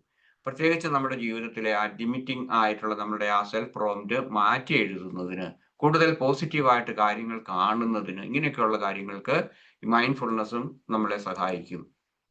ദെൻ അതുപോലെ തന്നെ നമ്മൾ ഇങ്ങനെ സൂക്ഷിച്ചു വെച്ചിരിക്കുന്ന നമ്മുടെ ജീവിതത്തിൽ മുഴുവൻ ഇങ്ങനെ അനുദിന ജീവിതത്തിൽ നമ്മൾ ചുമക്കുന്ന നമ്മളുടെ ആ ഇമോഷണൽ ബാഗേജ് ഒന്ന് താഴെ ഇറക്കി വെക്കാനും കൂടുതൽ മാനസികവും ശാരീരികവുമായിട്ടുള്ള ആ ആരോഗ്യത്തിന് അല്ലെങ്കിൽ ആ സുഖം പ്രാപിക്കുന്നതിന് നമ്മൾ തീർച്ചയായിട്ടും ഈ മൈൻഡ്ഫുൾനെസ്സും സബ് കോൺഷ്യസും തമ്മിലുള്ള ആ ഇന്റർസെക്ഷൻ നമ്മളെ സഹായിക്കുന്നുണ്ട്. ദെൻ അതുപോലെ ഇൻറ്റ്യൂഷൻ ആൻഡ് ക്രിയേറ്റിവിറ്റി നമ്മളിൽ ഉണ്ടാകുന്നതിന് ജസ്റ്റ് ഒരു ഇത് പറഞ്ഞു കഴിഞ്ഞാൽ നമ്മൾ എപ്പോഴും ചിന്തിക്കുകയും കൂടുതൽ എന്താണ് വൈകാരികമായി പ്രതികരിക്കുകയും അല്ലെങ്കിൽ കൂടുതൽ ഡിപ്രസീവ് ആയിട്ടുള്ള ചിന്തകൾ ഉണ്ടാകുന്ന ആരും എന്നെ സ്നേഹിക്കുന്നില്ല, ഉദാഹരണം, അല്ലെങ്കിൽ ആർക്കും എന്നെ വേണ്ട, മക്കൾക്ക് വേണ്ട, മകന് വേണ്ട, മകൾക്ക് വേണ്ട, ഇങ്ങനെയൊക്കെയുള്ള ചിന്തകളൊക്കെ ആണെന്നുണ്ടെങ്കിൽ നമുക്ക് നമ്മളുടെ ഒരു ഇൻറ്റ്യൂഷൻ നമുക്ക് ഉണ്ടാകില്ല, അതുപോലെ ക്രിയേറ്റിവിറ്റി നമുക്ക് ഉണ്ടാകില്ല. കാരണം നമ്മൾ ഇതിനകത്ത് ഇമ്മേഴ്സ്ഡ് ആയി പോകുന്നത് കൊണ്ട്. അങ്ങനെയുള്ളതിൽ നിന്നൊക്കെ പുറത്തു വരുന്നതിന് മൈൻഡ്ഫുൾനെസ് സഹായിക്കും. Reprogramming our mind through neuroplasticity. നിങ്ങൾക്കറിയാം, അതായത് നമ്മളുടെ എല്ലാ ചിന്തകളും, നമ്മളുടെ ചിന്തയുടെ ഏറ്റവും ചുരുങ്ങിയ ഫീലിങ്സ് അല്ലെങ്കിൽ അതേക്കുറിച്ച് ഞാൻ പിന്നീട് സംസാരിക്കുന്നുണ്ട് അടുത്ത് വരുന്ന ആഴ്ചകളിൽ. അപ്പൊ അങ്ങനെയുള്ള ഇത് വരുമ്പോൾ പോലും അതിനെ നമ്മൾ തിരിച്ചറിയുന്നുണ്ടെങ്കിൽ, മൈൻഡ്ഫുൾ ആയിട്ട് നമ്മൾ അറിയുന്നുണ്ടെങ്കിൽ, നമ്മളുടെ ന്യൂറോപ്ലാസ്റ്റിസിറ്റിയെ മാറ്റുന്നതിന്, നമ്മളുടെ ബ്രെയിനിനെ പോലും നമുക്ക് റീറൈറ്റ് ചെയ്യുന്നതിന് വേണ്ടിയിട്ട് നമുക്ക് സഹായിക്കും. അതുപോലെ തന്നെ റീവയറിംഗ് എന്ന് പറയുന്നത്, അതായത് റീവയർ ചെയ്യുന്നത് എങ്ങനെയാണ്, നമ്മളുടെ സബ് കോൺഷ്യസിനെയും നമ്മളുടെ ബ്രെയിനിനെയും റീവയർ ചെയ്യാൻ നമുക്ക് എങ്ങനെ സാധിക്കും എന്ന് ചോദിച്ചു കഴിഞ്ഞാൽ, അത് നമുക്ക് കൂടുതൽ ഹെൽത്തിയർ ആയിട്ടുള്ള, നമുക്ക് ആരോഗ്യപരമായിട്ടുള്ള, അല്ലെങ്കിൽ കൂടുതൽ നമുക്ക് ശക്തി നൽകുന്ന രീതിയിൽ റീറൈറ്റ് ചെയ്യുന്നതിന് വേണ്ടിയിട്ട് നമ്മളുടെ മൈൻഡ്ഫുൾനെസ് വഴി നമുക്ക് സാധിക്കും.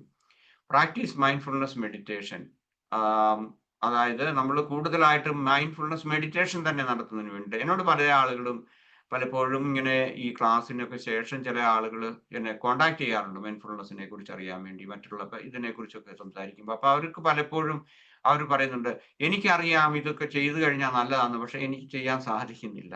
ഒന്നുകിൽ എൻ്റെ ഡെയിലി റൊട്ടീൻ അങ്ങനെയാണ്, അല്ലെങ്കിൽ എനിക്ക് അതിനുള്ള ഒരു ഊർജം എനിക്ക് കിട്ടുന്നില്ല. എന്നോട് പലരും ഷെയർ ചെയ്യാറുണ്ട്. അപ്പൊ നമുക്ക് കൂടുതൽ മൈൻഡ്ഫുൾനെസ് പ്രാക്ടീസ് ചെയ്യുന്നതിന് തന്നെ, ഈവൻ അല്ലെങ്കിൽ മറ്റൊരു രീതിയിൽ പറഞ്ഞു കഴിഞ്ഞാൽ നമ്മളുടെ സ്പിരിച്വൽ ലൈഫിന് പോലും ഇങ്ങനെയുള്ള ഇത് റിവൈവ് ചെയ്യുന്നതിന് മൈൻഡ്ഫുൾനെസ് സഹായിക്കുന്നുണ്ട്. ഓക്കെ, അതുപോലെ തന്നെ നമ്മളുടെ അനുദിന ജീവിതത്തിൽ നമ്മളുടെ ഓരോ ദിവസവും നമുക്കുണ്ടാകുന്ന സബ് കോൺഷ്യസ് പാറ്റേൺസിനെ, അല്ലെങ്കിൽ നമ്മളുടെ ചിന്തകളെ, നമ്മളുടെ ബിഹേവിയറിനെ, നമുക്ക് ഫ്രീക്വന്റ് ആയിട്ട് നമുക്ക് അനുഭവപ്പെടുന്ന വൈകാരികമായിട്ടുള്ള നമ്മളുടെ ബുദ്ധിമുട്ടുകളെ, നമ്മുടെ മനസ്സിലേക്ക് വരുന്നതിനെയൊക്കെ നമുക്ക് തിരിച്ചറിയുന്നതിന് വേണ്ടിയിട്ട് സഹായിക്കും. അല്ലെങ്കിൽ നമ്മൾ എങ്ങനെ അറിയും, നമ്മൾ അതിനെ ഐഡന്റിഫൈ ചെയ്ത് ആ വികാരങ്ങൾ അല്ലെങ്കിൽ നെഗറ്റീവ് ആയിട്ടുള്ള ചിന്തകൾ നമ്മളാണെന്നുള്ള ഒരു രീതിയിൽ നമ്മൾ പോകും. അതിന് പകരം ആ റെക്കറിങ് ആയിട്ടുള്ള നമ്മളുടെ ഇതിനെ നമുക്ക് മനസ്സിലാക്കുന്നതിന് മൈൻഡ്ഫുൾനെസ് സഹായിക്കും. ദെൻ നമുക്ക് മൈൻഡ്ഫുൾനെസ് ആയിട്ടോടുകൂടി മറ്റുള്ള ഒരു ഇത് എന്ന് പറയുന്നത്, നമ്മൾ എന്ത് ചെയ്യണം, നമ്മൾ ഇതിനെ റീറൈറ്റ് ചെയ്യുന്നതിന് വേണ്ടിയിട്ട് മൈൻഡ്ഫുൾ ആയിട്ട് നമുക്ക് റീറൈറ്റ് ചെയ്യാൻ പറ്റുന്ന ഒന്നെന്ന് പറയുന്നത് pause and label the thoughts. നമ്മൾ മൈൻഡ്ഫുൾ ആകുമ്പോഴേക്കും നമ്മൾ അറിയുമ്പോഴേക്കും നമുക്കതിനെ വേണമെങ്കിൽ പറയാം മൈൻഡ്ഫുൾ ബ്രേക്ക് എന്ന് നമുക്ക് പറയാം.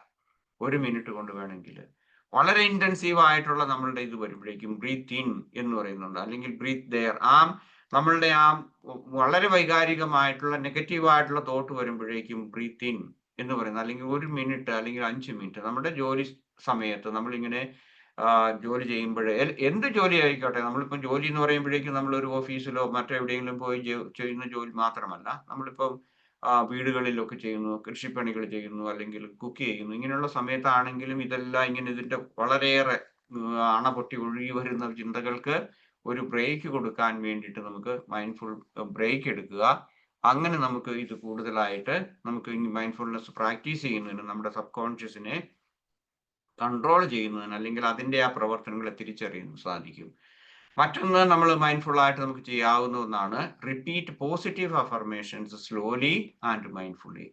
ഞാൻ പറഞ്ഞല്ലോ, ഏതൊരു ചിന്ത നമ്മളുടെ മനസ്സിലേക്ക് കടന്നു വരുന്നോ അത് നമ്മൾ ചെറുപ്പകാലം മുതൽ ഇങ്ങനെ ശീലിച്ചത് കൊണ്ട് അതിനെ തിരുത്തി എഴുതുന്നതിന് വേണ്ടിയിട്ട് പോസിറ്റീവായിട്ടുള്ള അഫർമേഷൻസ് നമ്മൾ മൈൻഡ്ഫുൾനെസ്സോടുകൂടി അല്ലെങ്കിൽ മൈൻഡ്ഫുൾനെസ് മെഡിറ്റേഷന് ശേഷം നമുക്ക് ചെയ്യാൻ പറ്റും.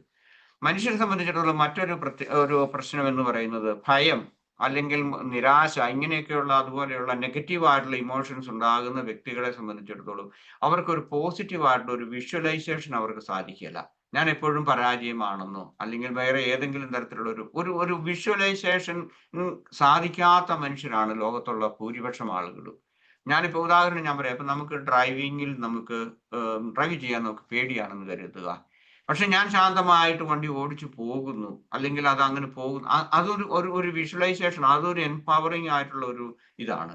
അത് സാധിക്കുന്നില്ല. അതുപോലെ തന്നെ നമ്മളുടെ ഓരോ ബന്ധങ്ങളിലും അല്ലെങ്കിൽ നമ്മുടെ ബന്ധങ്ങളിലും, നമ്മുടെ കുടുംബ ബന്ധങ്ങളിലും അല്ല അതുപോലുള്ള സ്ഥലങ്ങളിലാണെങ്കിലും അതിങ്ങനെ വന്നു കഴിഞ്ഞാൽ അയാൾ അതേ പറയുള്ളൂ അല്ലെങ്കിൽ അവൾ അതേ പറയുള്ളൂ എന്നുള്ളതാണ്. നമുക്കൊരു പോസിറ്റീവ് ആയിട്ടുള്ള ഒരു വിഷ്വലൈസേഷൻ ആയിട്ടുള്ള ആ ഒരു റിയാലിറ്റിയെ കുറിച്ച് നമുക്ക് ചിന്തിക്കാൻ നമുക്ക് കഴിയാത്ത ആളുകളാണ് ലോകത്ത് ഭൂരിപക്ഷവും ഉള്ളത്. അപ്പൊ അവരെ സംബന്ധിച്ചിടത്തോളം മൈൻഡ്ഫുൾനെസ് വഴി ഒരു പോസിറ്റീവ് വിഷ്വലൈസ് ഇടയ്ക്കിടയ്ക്ക് ഇങ്ങനെ നമ്മൾ അത് വിഷ്വലൈസ് ചെയ്യുക. Okay, for example, how did feel to be calm. നമുക്ക് എങ്ങനെയാണ് എന്നോട് ചീത്ത പറയുന്ന ഒരു അന്തരീക്ഷത്തിലാണ്, അല്ലെങ്കിൽ എന്നോട് തട്ടിക്കയറുന്ന ഒരു രീതിയിലാണെങ്കിൽ, അല്ലെങ്കിൽ എൻ്റെ ആത്മവിശ്വാസം നഷ്ടപ്പെടുന്ന രീതിയിലാണെന്നുണ്ടെങ്കിൽ എനിക്ക് അവിടെ എങ്ങനെ ചെയ്യാൻ സാധിക്കും, ഞാൻ ശാന്തമായിട്ട് പ്രതികരിക്കും എന്നുള്ളതിനെ കുറിച്ചൊരു വിഷ്വലൈസേഷൻ. അല്ലെങ്കിൽ നമ്മുടെ ശരീരത്തിൽ ഉണ്ടാകുന്ന രോഗങ്ങൾ, അതിൽ നിന്ന് നമുക്ക് എനിക്ക് രോഗശാന്തി കിട്ടും എന്നുള്ള ആ ഒരു വിശ്വാസം മരുന്ന് കഴിക്കുന്നതോടൊപ്പം തന്നെ നമ്മളുടെ മനസ്സിനോടും നമ്മുടെ സബ് കോൺഷ്യസിനോടും പറയാനുള്ള, അല്ലെങ്കിൽ അതേ രീതിയിൽ ഒന്ന് വിഷ്വലൈസ് ചെയ്യാൻ നമ്മൾ പഠിക്കുക. ഓക്കെ, അടുത്തത് റീഫ്രെയിം നെഗറ്റീവ് തോട്ട്സ്. നമുക്കുണ്ടാകുന്ന ചിന്തകളെ നമ്മൾ അറിഞ്ഞിട്ട് അക്നോളജ് ചെയ്യുക. ഇറ്റ് ഈസ് ഓക്കെ, അത് എൻ്റെ ഒരു ജീവിതത്തിന്റെ ഒരു ഭാഗമാണ്. ഈ ചിന്തകൾ ഞാൻ പഠിച്ചെടുത്ത അല്ലെങ്കിൽ അക്വയർ ചെയ്തിട്ടുള്ള കാര്യമാണ്. അതിനെ എനിക്ക് ഒഴിവാക്കാൻ കഴിയില്ല എന്ന് മനസ്സിലാക്കിക്കൊണ്ട് അതിനെ നമുക്കൊന്ന് റീഫ്രെയിം ചെയ്യാൻ പറ്റും. റീഫ്രെയിം ചെയ്യാൻ ഇപ്പൊ ഞാൻ ഇന്നത്തെ മെഡിറ്റേഷൻ അതിനെക്കുറിച്ചാണ്. How to reframe. നമുക്ക് ഏതെങ്കിലും തരത്തിൽ ഇപ്പൊ എനിക്ക് കഴിവില്ല, അല്ലെ ഞാൻ പരാജയപ്പെടുമെന്ന് വിചാരിക്കുകയാണെങ്കിൽ ഞാൻ പരിശ്രമിക്കും, എന്നെ പറ്റുന്ന രീതിയിൽ ഞാൻ പരിശ്രമിക്കും. അല്ലെങ്കിൽ ഇപ്പൊ ഞാനൊരു ചീത്ത മനുഷ്യനാണെന്ന് എല്ലാവരും പറയുന്നു. എല്ലാവരും എന്നല്ല ഞാൻ പറഞ്ഞു, എന്നാലും നമ്മള് വേണ്ടപ്പെട്ടവർ അടുത്തുള്ളവരൊക്കെ പറയുന്നുണ്ടെന്നുണ്ടെങ്കിൽ ഓക്കെ, അത് നമ്മളുടെ ശിരസിൽ കയറ്റിയിരിക്കുകയാണ്. ഞാൻ ചീത്തയാണ്, എനിക്കൊരു വാല്യൂ ഇല്ല സിസ്റ്റം. പക്ഷെ നമുക്ക് അവിടെ ചെയ്യാവുന്നത്, അത് അവരുടെ അഭിപ്രായമാണ്, എൻ്റെ അഭിപ്രായമല്ല. അല്ലെങ്കിൽ അത് അവരുടെ സബ്ജക്റ്റീവ് ഫീലിങ്സ് കൊണ്ട് അവർ പറയുന്നതാണ്, അവരുടെ വാല്യൂ സിസ്റ്റം എന്നോ അല്ലെങ്കിൽ അവരുടെ ആ മൊറാലിറ്റിയുടെ ഒരു ഭാഗമാണെന്ന് പറയാം. അത് ആ മൊറാലിറ്റിയിലാണ് നമ്മൾ ഈ ശരിയും തെറ്റും പാപവും പുണ്യവും ഇതൊക്കെ പറയുന്നത്, കൂടുതലായിട്ട് നമ്മൾ ജഡ്ജ് ചെയ്യുന്നത്. അപ്പൊ അതിനെ നമുക്ക് റീറൈറ്റ് ചെയ്യുന്നതിന് വേണ്ടിയിട്ട് ഒന്ന് അതിനെ സ്വീകരിക്കുക, അതുപോലെ തന്നെ റീഫ്രെയിം ചെയ്യുക. പ്രാക്ടീസ് കൂടുതലായിട്ട് നമുക്ക് ലവിങ് കൈൻഡ്നസ് മെഡിറ്റേഷൻ വഴി നമുക്ക് നമ്മളെ തന്നെ കൂടുതലായിട്ട് സ്നേഹിക്കാൻ, അതുപോലെ തന്നെ നമ്മളോട് തന്നെ കരുണ കാണിക്കാൻ.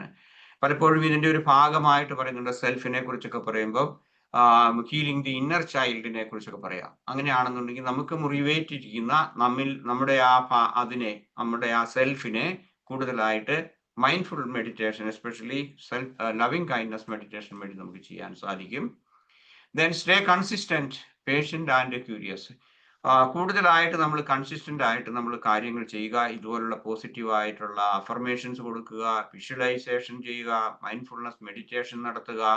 മറ്റൊന്ന്, നമുക്കുണ്ടാകുന്ന ചെറിയ സക്സസ്സിൽ അതുപോലെയുള്ള കാര്യങ്ങളിൽ നമുക്ക് ഏതെങ്കിലും മാറ്റങ്ങൾ വരുമ്പോൾ നമ്മൾ സന്തോഷിക്കുക, അത് സെലിബ്രേറ്റ് ചെയ്യുക നമ്മുടെ ഉള്ളിൽ.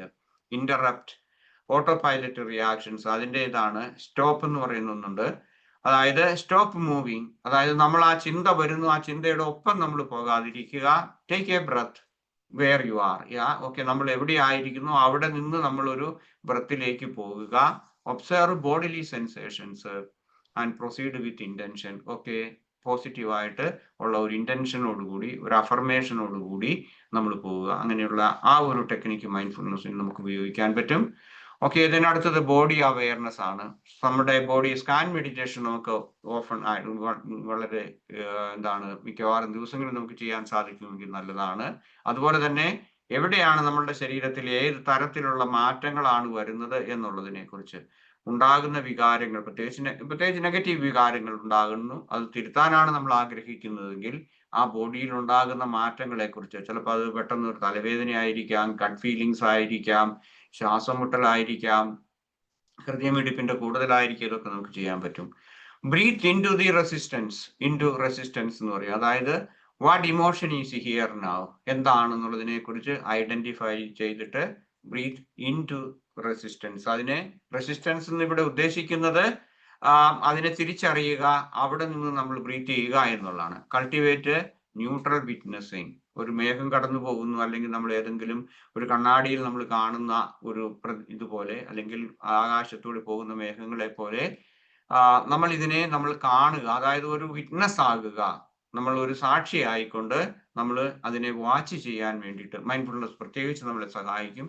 അതുവഴി നമുക്ക് കൂടുതലായിട്ട് നമുക്ക് ഇതിലേക്ക് ഇൻവോൾവ് ചെയ്യാതെ, അല്ലെങ്കിൽ അത് സബ് കോൺഷ്യസിൽ നിന്ന് വരുന്ന അതിന്റെ ഒരു ഭാഗമാകാതെ നമുക്ക് പോകാൻ പറ്റും. അടുത്തത് നമുക്ക് ക്ഷമ വേണമെന്നുള്ളതാണ്. കാരണം ചെറുപ്പം മുതലേ, നമ്മൾക്ക് അറിയാൻ പാടില്ലാത്ത കാലം മുതലേ നമ്മൾ പഠിച്ചിട്ടുള്ള, ലേൺഡ് ആയിട്ടുള്ളതാണ്. അതിനെ അൺലേൺ ചെയ്യുകയാണ്. മൈൻഡ്ഫുൾനെസ് എന്ന് പറയുന്നത് ഒരു 2 വേയിലുള്ള ഒരു ആക്ഷൻ ആണ്. അതായത് one is learning and the other is unlearning. ഇപ്പൊ നമ്മൾ ഭയം, എല്ലാത്തിനോടും ഭയം, ഏതെങ്കിലും ഒന്നിനോടുള്ള ഭയം, ഇപ്പം മൃഗങ്ങളോടായിരിക്കാം, അല്ലെങ്കിൽ ഫോബിയാസ് ആണെന്നുണ്ടെങ്കിൽ അത് നമ്മൾ ലേൺ ചെയ്തതാണ്. അത് വർഷങ്ങളോളം നമുക്ക് അതിൻ്റെതായിട്ടുള്ള ഒരു ഹിസ്റ്ററി ഉണ്ട്. അതിനെ റീവയർ ചെയ്യണമെന്നുണ്ടെങ്കിൽ വിത്ത് റെപ്പറ്റീഷൻ, അതുപോലെ തന്നെ ലേണിംഗ് ആൻഡ് അൺലേണിംഗ്, ആ ഒരു പ്രോസസ്സിന് വേണ്ടിയുള്ള ക്ഷമ വേണം. അതുകൊണ്ടാണ് പലപ്പോഴും ആളുകൾ മൈൻഡ്ഫുൾനെസ് മെഡിറ്റേഷനും ബാക്കി അത് ഒന്നുകിൽ അത് പെട്ടെന്ന് വന്നിട്ട് ഇവിടെ എന്തെങ്കിലും ഒരു കാര്യം നടക്കുന്നില്ലെന്നുണ്ടെങ്കിൽ മറ്റൊന്നിലേക്ക് പോകും. ഞാൻ അതിനൊരു ഉദാഹരണമായിട്ട് പറയുന്നത്, നമ്മളൊരു കിണർ കുഴിക്കുന്നെങ്കിൽ 5 or 10 മീറ്റർ കുഴിക്കണം. 5 മീറ്റർ കുഴിച്ചു കഴിയുമ്പോൾ വേറൊരാൾ വന്നിട്ട് പറയണം, എടാ ഇവിടെ വെള്ളം കിട്ടിയാലെന്ന് പറഞ്ഞു കഴിഞ്ഞാൽ അവിടെ നിർത്തിയിട്ട് വേറെ അടുത്ത ഒരു സ്ഥലത്തേക്ക് പോയി കിണർ കുഴിക്കും. അപ്പം ഇങ്ങനെ മാറ്റി മാറ്റി കുഴിക്കുക, അല്ലെങ്കിൽ നമ്മൾ ഒന്നിൽ തന്നെ നമ്മൾ കൺസിസ്റ്റന്റ് ആയിട്ട് നിൽക്കാത്തത് കൊണ്ട് നമുക്കൊന്നും കിട്ടാൻ പോകുന്നില്ല. അപ്പൊ അതുകൊണ്ട് നമ്മൾ കൂടുതലായിട്ട് നമുക്ക് ക്ഷമ വേണം. ഓക്കെ, കഴിഞ്ഞു. ഇനി പുതുതായിട്ട് ആരെങ്കിലും വന്നിട്ടുണ്ടെങ്കിൽ എൻ്റെ പുസ്തകം വാങ്ങിക്കാൻ താല്പര്യമുണ്ടെങ്കിൽ അതിനുള്ള ഒരു അറിയിപ്പാണ്. നിങ്ങൾ പലരും വാങ്ങിച്ചു കാണുമെന്ന് കരുതുന്നു. ഓക്കെ, ധൃതമന്ത്രണങ്ങൾ എന്ന് പറയുന്ന ഒരു പുസ്തകം 2023 ഞാൻ പ്രസിദ്ധീകരിച്ചു. അതുപോലെ ഈ കഴിഞ്ഞ മാസം മാർച്ച് 8-ാം തീയതി ഇവിടെ വെച്ച് ഞാൻ ഒരു ആന്തരിക മൗനം, നമ്മുടെ അസ്തിത്വ സാരാംശം എന്ന് പറയുന്ന പുസ്തകം പ്രസിദ്ധീകരിച്ചു. 2 പുസ്തകത്തിനും കൂടെ 450 ഒരു സ്പെഷ്യൽ ഓഫർ ഉണ്ട്. ഇവിടെ ഈ കാണുന്ന ഇതിൽ നിങ്ങൾ ഗൂഗിൾ പേ നടത്തിയാൽ അതിന് ഇത് കിട്ടും. ഈ പുസ്തകം അയച്ചു തരും. അങ്ങനെ താല്പര്യമുള്ളവർക്ക് അയക്കാം. പൈസ എടുത്ത് വാങ്ങിക്കാവുന്നതാണ്. എനിവേ, ക്ലാസ് കഴിഞ്ഞ് നമുക്ക് ഇനി ക്വസ്റ്റ്യൻ ആൻഡ് ആൻസറിലേക്ക് പോകാം. So thank you sir, thank you very much. നമ്മൾ ഇന്ന് പ്രധാനമായിട്ട് സബ് കോൺഷ്യസ് മൈൻഡിന്റെ റീവയറിംഗ് മൈൻഡ്ഫുൾനെസ്സിലൂടെ, നമുക്കറിയാം മൈൻഡ്ഫുൾനെസ് എന്ന് വെച്ചാൽ ഈ നിമിഷത്തെക്കുറിച്ചാണ് ചിന്തിക്കുന്നത്. ഇപ്പൊ സബ് കോൺഷ്യസ് മൈൻഡിൽ ഈ നിമിഷത്തെക്കുറിച്ചുള്ള ആ ഒരു അവയർനെസ്, സാർ പറഞ്ഞതുപോലെ ഹിഡൻ അവയർനെസ്, ഇതാണ് സബ് കോൺഷ്യസ് മൈൻഡ് പാർട്ട്. അതിനെ നമ്മൾ മൈൻഡ്ഫുൾനെസ്സിലൂടെ ഒരു പ്രസന്റ് അവയർനെസ് ആക്കി മാറ്റാൻ പറ്റുന്ന രീതിയിലേക്ക് അനേകം ടെക്നിക്കുകളാണ് സാർ പറഞ്ഞത്. ഇതുമായിട്ട് ബന്ധപ്പെട്ട എന്തെങ്കിലും ക്വസ്റ്റ്യൻസ് ഉണ്ടെങ്കിൽ നമുക്ക് ചോദിക്കാം. അതിനോടൊപ്പം നമുക്ക് ഈ ഇങ്ങനെയുള്ള ഹിഡൻ അവയർനെസ്സിനെ ബേസ് ചെയ്തിട്ടുള്ള ഒരു മൈൻഡ്ഫുൾ മെഡിറ്റേഷൻ കൂടെ ഉണ്ട്. എന്തെങ്കിലും ഉണ്ടെങ്കിൽ പെട്ടെന്ന് ചോദിക്കും, ഇല്ലെങ്കിൽ നമുക്ക് ഇതിന് ശേഷം നമുക്ക് ചോദിക്കാം. എനിക്ക് തോന്നുന്നു മെഡിറ്റേഷൻ കഴിഞ്ഞിട്ട് ചോദിക്കാം, അല്ലേ സാർ? എനിക്ക് കുഴപ്പമൊന്നുമില്ല, നിങ്ങളുടെ ഇഷ്ടം പോലെ. മെഡിറ്റേഷൻ കഴിഞ്ഞ് ചോദിക്കാം, അപ്പൊ ആ ഫ്ലോ അങ്ങ് പോകാതെ. ഓക്കെ, ഒരു സെക്കൻഡ്, ഞാനിതൊന്ന് ഷെയർ ചെയ്തോട്ടെ.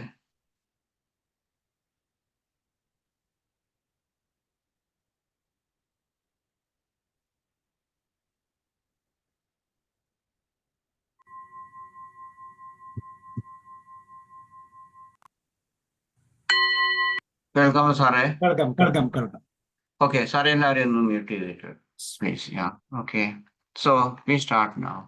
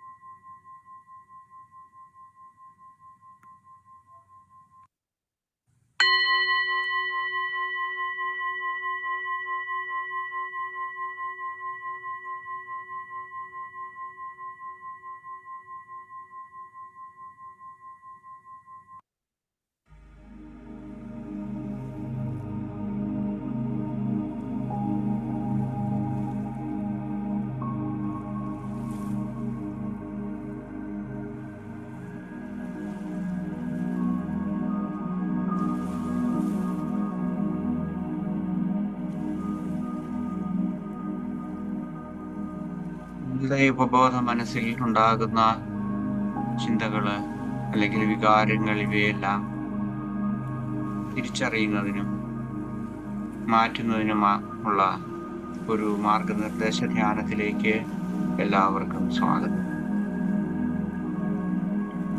ആദ്യമായി നമുക്ക് ധ്യാനത്തിലുള്ള ഒരുക്കങ്ങൾ നടത്താം. ശാന്തമായ ഒരിടത്ത് സുഖപ്രദമായ രീതിയിൽ ഇരിക്കുക. അടുത്ത 20 മിനിറ്റ് മാറ്റങ്ങൾ, ശാരീരികമായ അനക്കങ്ങൾ അല്ലെങ്കിൽ മാറ്റങ്ങളൊന്നും വരുത്താതിരിക്കത്തക്ക രീതിയിലുള്ള ഒരു ഇരിപ്പ് നിങ്ങളിപ്പോൾ സ്വീകരിക്കുക.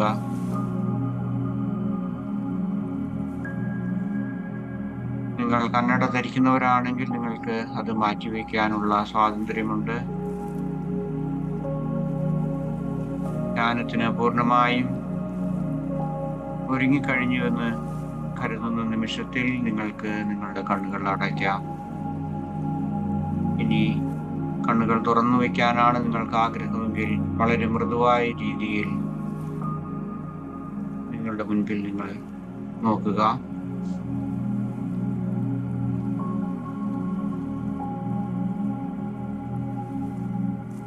ശാരീരികവും മാനസികവുമായ കൂടുതൽ ശാന്തിയും സമാധാനവും ലഭിക്കുന്നതിന് വേണ്ടി നമുക്ക് ആദ്യമായി ആഴത്തിലുള്ള 3 ശ്വാസോച്ഛ്വാസങ്ങൾ എടുക്കാം. ഓരോരുത്തർക്കും കഴിയുന്ന രീതിയിൽ വളരെ ആഴത്തിൽ സാവധാനം സൗമ്യമായി ശ്വസിക്കുക, ശ്വാസമെടുക്കുക. അതിനുശേഷം സാവധാനം നിശ്വസിക്കുക. ഇപ്രകാരം 3 പ്രാവശ്യം ചെയ്യുക.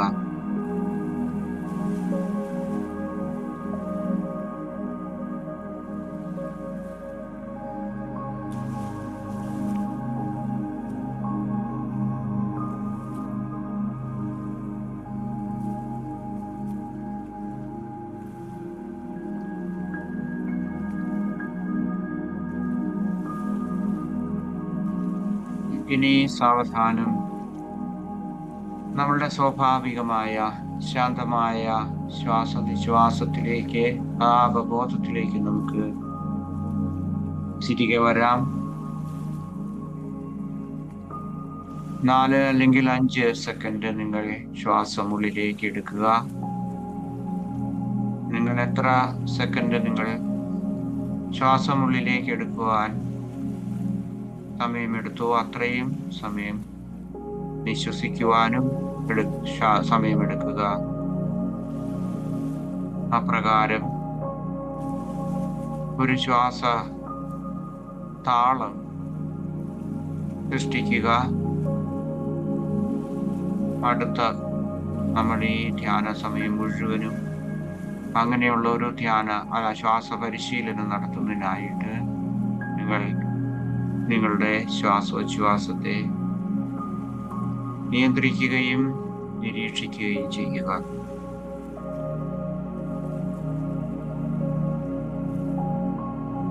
അല്പം ദീർഘമായി ശ്വസിക്കുക, അതുപോലെ നിശ്വസിക്കുക.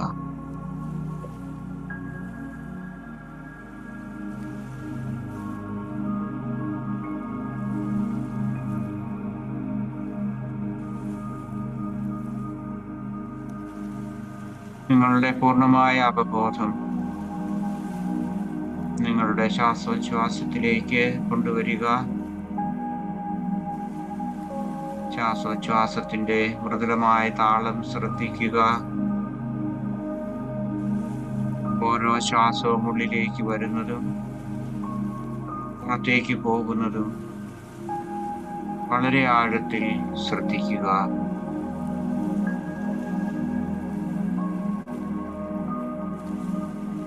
ഇപ്രകാരമുള്ള ആ ശ്വാസോച്ഛ്വാസ നിരീക്ഷണത്തിൽ നിങ്ങൾക്ക് നിങ്ങളെ തന്നെ കൂടുതലായിട്ട് ശ്രദ്ധിക്കുവാൻ, അവബോധമുള്ളവരാകുവാൻ, അല്ലെങ്കിൽ അതിൽ തന്നെ നങ്കൂരമിടുവാൻ ശ്രമിക്കുക.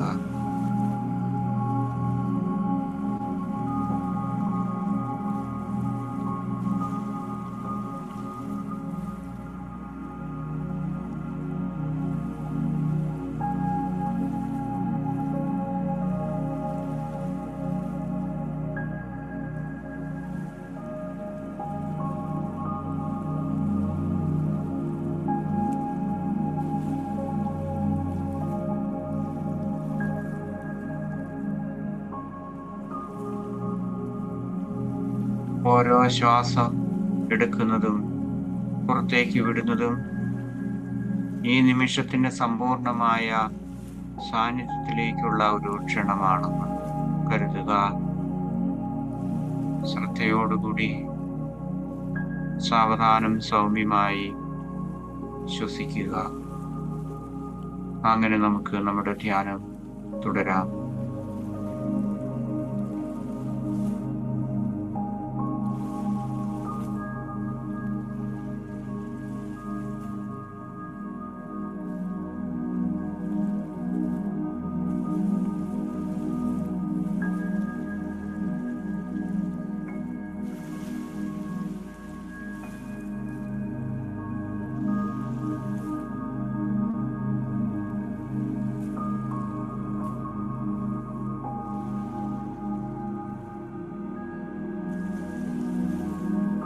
ഒരു നിമിഷം നമ്മുടെ ശാരീരികമായ അവബോധത്തിലേക്ക് നമ്മുടെ ശ്രദ്ധ തിരിക്കാം.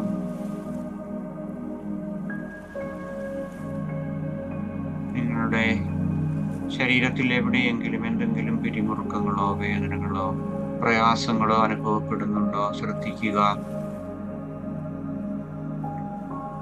ഒന്നും തിരുത്തുവാൻ വേണ്ടി ശ്രമിക്കരുത്. ശ്രദ്ധ മാത്രം കൊടുക്കുക.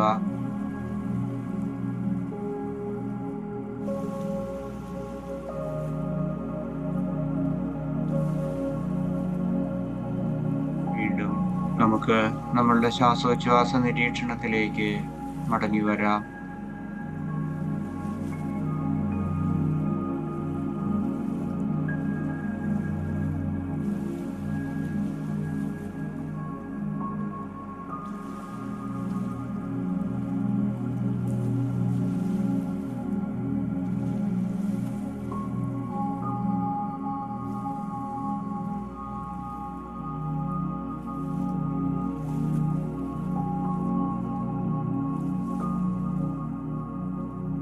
അടുത്തതായി നമുക്ക് നമ്മുടെ മനസ്സിനെ നിരീക്ഷിക്കാം.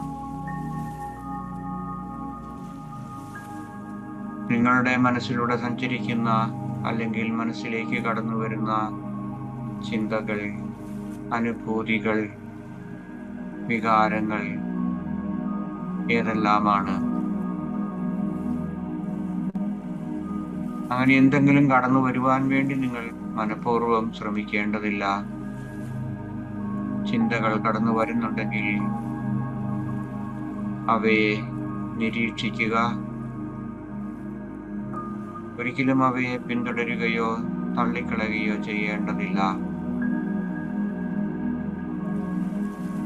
നിങ്ങളുടെ മനസ്സിലുണ്ടാകുന്ന എല്ലാ മാനസിക വ്യാപാരങ്ങളെയും നിരീക്ഷിക്കുക. അകലെ നിന്ന് യാതൊരുവിധ താല്പര്യങ്ങളോ ശ്രദ്ധയോ ഇല്ലാതെ നിരീക്ഷിക്കുന്ന ഒരു നിരീക്ഷകനെ പോലെ അല്ലെങ്കിൽ ഒരു നിരീക്ഷകയെ പോലെ നമ്മളുടെ മനസ്സിൽ ഉടലെടുക്കുന്ന എല്ലാ കാര്യങ്ങളെക്കുറിച്ചും അവബോധമുള്ളവരാവുക.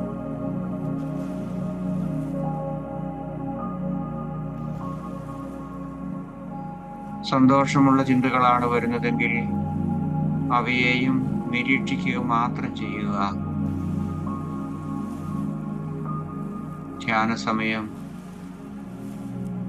അവയെ സ്വീകരിക്കാനും അതിൽ ആഴ്ന്നു പോകാനുമുള്ള സമയമല്ല. സാക്ഷിയാവുക.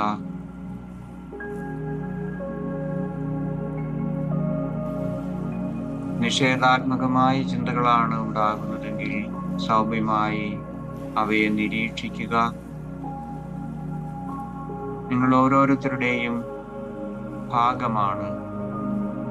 നിങ്ങളുടെ ശരീരത്തിലെ കണ്ണോ കയ്യോ കാലോ ഹൃദയമോ പോലെ നിങ്ങളുടെ മനസ്സിലൂടെ എടുക്കുന്ന ഏതൊരു ചിന്തയും നിങ്ങളുടെ സ്വന്തമാണെന്ന് കരുതുക. അവയെ അംഗീകരിക്കുക. കാരുണ്യത്തോടെ നിരീക്ഷിക്കുക.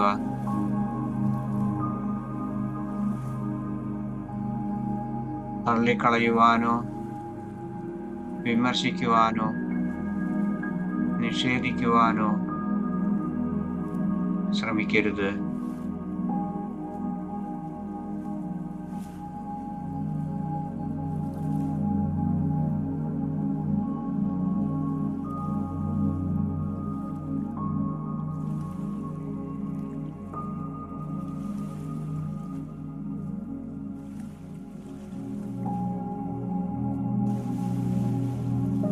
അടുത്തതായി നമ്മൾ ചിന്തയെ അംഗീകരിക്കുവാൻ ശ്രമിക്കുകയാണ്.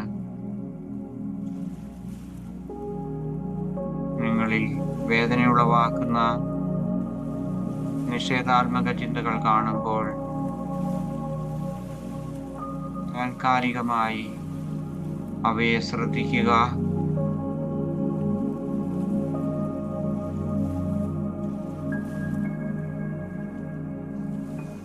നിങ്ങളുടെ മനസ്സിൽ നിശബ്ദമായി അതിനൊരു പേര് നൽകുക. അതൊരു പക്ഷേ ഭയമായിരിക്കാം, വെറുപ്പായിരിക്കാം, ഉത്കണ്ഠയായിരിക്കാം, കോപമായിരിക്കാം, അസൂയയായിരിക്കാം, എന്തുമായിക്കൊള്ളട്ടെ അതിന് പേര് നൽകുക.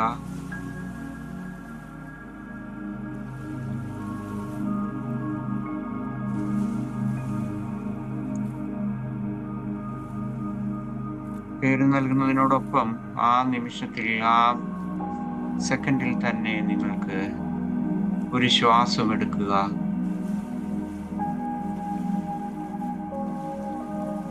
ആ ശ്വാസത്തിലേക്ക് അല്ലെങ്കിൽ ശ്വാസോച്ഛ്വാസത്തിലേക്ക് നമ്മളുടെ ശ്രദ്ധ തിരിയുമ്പോൾ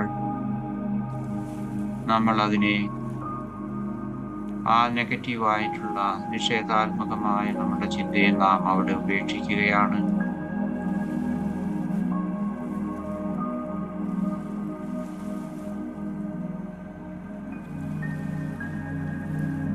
പക്ഷെ അടുത്ത നിമിഷത്തിൽ ആ ചിന്ത വീണ്ടും, അല്ലെങ്കിൽ മറ്റൊരു ചിന്ത നമ്മുടെ ഉള്ളിലേക്ക് കടന്നു വരാം. അതിനെയും പേര് ചൊല്ലി വിളിക്കുക. സൗമ്യമായി നിരീക്ഷിക്കുക.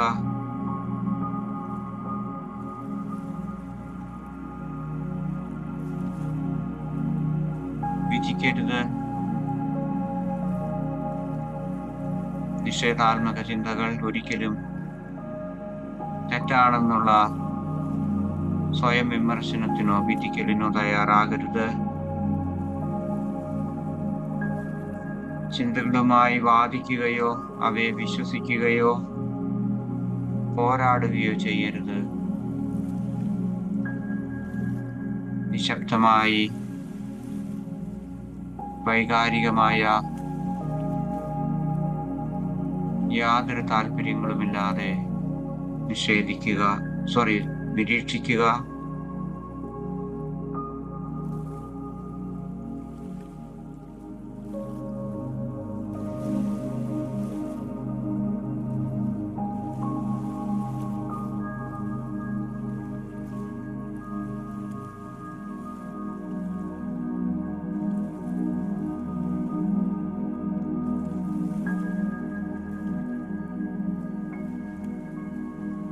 അടുത്തതായി നമ്മളുടെ നിഷേധാത്മക ചിന്തകളെ പുനഃക്രമീകരിക്കുവാനുള്ള ഒരു ശ്രമമാണ്.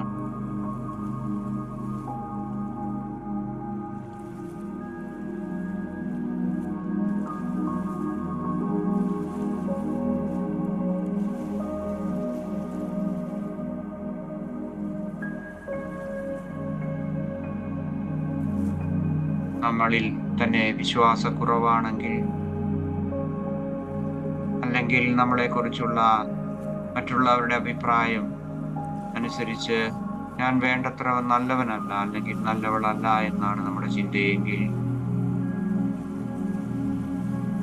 നമുക്കിങ്ങനെ അതിനെ പുനർനിർമ്മിക്കാം. എനിക്ക് കഴിയുന്നത്ര ഞാൻ ചെയ്യുന്നു. എൻ്റെ വളർച്ചയ്ക്ക് സമയമെടുക്കും.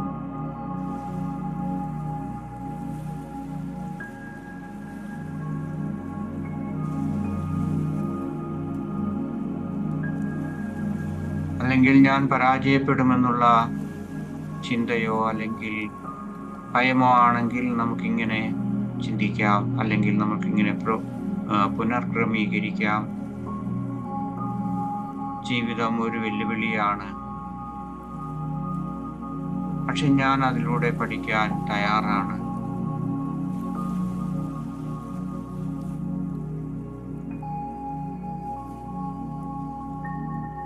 വീണ്ടും നിങ്ങളുടെ സ്വാഭാവികമായ ശാന്തമായ ശ്വാസോച്ഛ്വാസത്തിലേക്ക് മടങ്ങി വരിക. ചിന്തകളെ നിരീക്ഷിക്കുക. ശാരീരികമായ ഏതെങ്കിലും തരത്തിലുള്ള അസ്വസ്ഥതകൾ ഉണ്ടെങ്കിൽ അവയെയും നിരീക്ഷിക്കുക.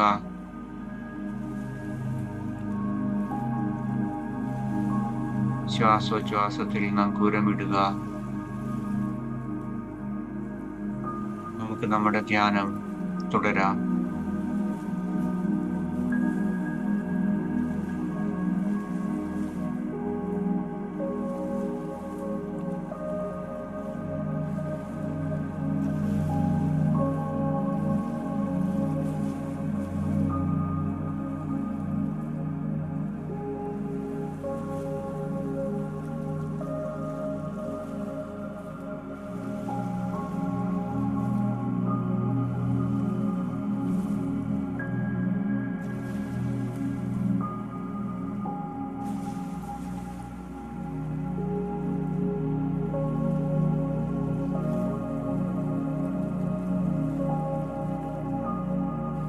ധ്യാനം അവസാനിപ്പിക്കുന്നതിന് മുൻപ് ഇന്ന് നിങ്ങൾ പുനർനിർമ്മിച്ച നിങ്ങളുടെ ഏതെങ്കിലും തരത്തിലുള്ള ചിന്തകളെ നിങ്ങളുടെ ഹൃദയത്തിൽ പതിക്കുന്ന രീതിയിൽ ആഴത്തിൽ നിങ്ങളുടെ മനസ്സിൽ ആവർത്തിക്കുക.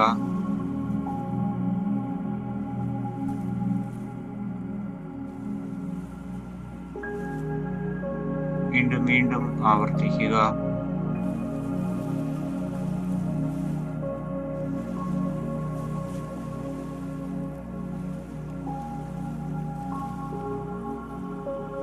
ഇത്രയും സമയം നിങ്ങൾക്ക് വേണ്ടി ചിലവഴിച്ചതിന് നിങ്ങളോട് തന്നെ നന്ദി പറയുക.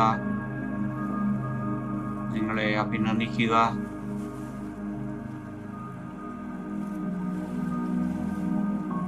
സ്വയം ഒരു ആശ്ലേഷണം കൊടുക്കുക.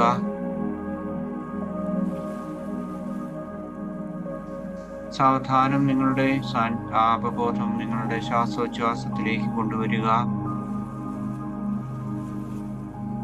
വീണ്ടും ശാരീരികമായ അവബോധം വീണ്ടെടുക്കുക. നിങ്ങൾ ഇരിക്കുന്ന ആ മുറിയെക്കുറിച്ചും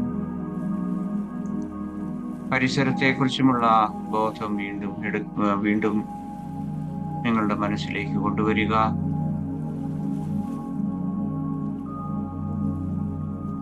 നിങ്ങളുടെ കൈയിലെയും കാലിലെയും വിരലുകൾ സാവധാനം ഒന്ന് ചലിപ്പിക്കുക.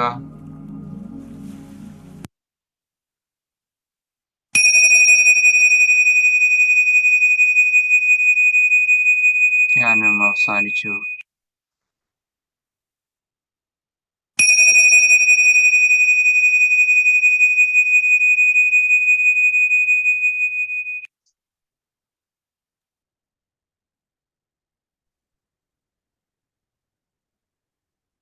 Thank you sir. Thank U. Okay, ഇനി നിങ്ങൾക്ക് നിങ്ങളുടെ സംശയങ്ങളൊക്കെ ഉണ്ട്. സബ് കോൺഷ്യസ് മൈൻഡിനെ കുറിച്ചും അതിൻ്റെ റീപ്രോഗ്രാമിംഗ് റീവയറിങ്ങിനെ കുറിച്ചും ഒക്കെയാണ് നമ്മൾ സംസാരിച്ചത്. അത് മൈൻഡ്ഫുൾനെസ് എന്ന് പറയുന്ന ഏറ്റവും നല്ലൊരു മീഡിയത്തിലൂടെ ആ ഹിഡൻ അവയർനെസ്സിനെ എങ്ങനെ നമുക്ക് കൂടുതൽ ഉണർത്താം. എന്തെങ്കിലും സംശയങ്ങളൊക്കെ ഉണ്ടെങ്കിൽ ചോദിക്കാം. Anybody else? ഷിലമ, എന്തെങ്കിലും സംശയം ഉണ്ടെങ്കിൽ പറയും. അഡ്മിറ്റ് ചെയ്തു ചെയ്യാൻ പറ്റുന്നില്ല.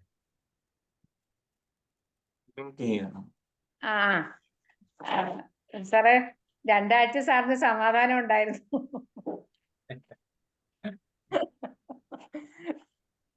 സാറേ, ഇതില് ആദ്യം നമ്മൾ ക്ലാസ് തുടങ്ങുമ്പോ തന്നെ സാറ് ഒരു കാര്യം പറഞ്ഞേ, പെരുമാറ്റങ്ങൾ മാറ്റണം.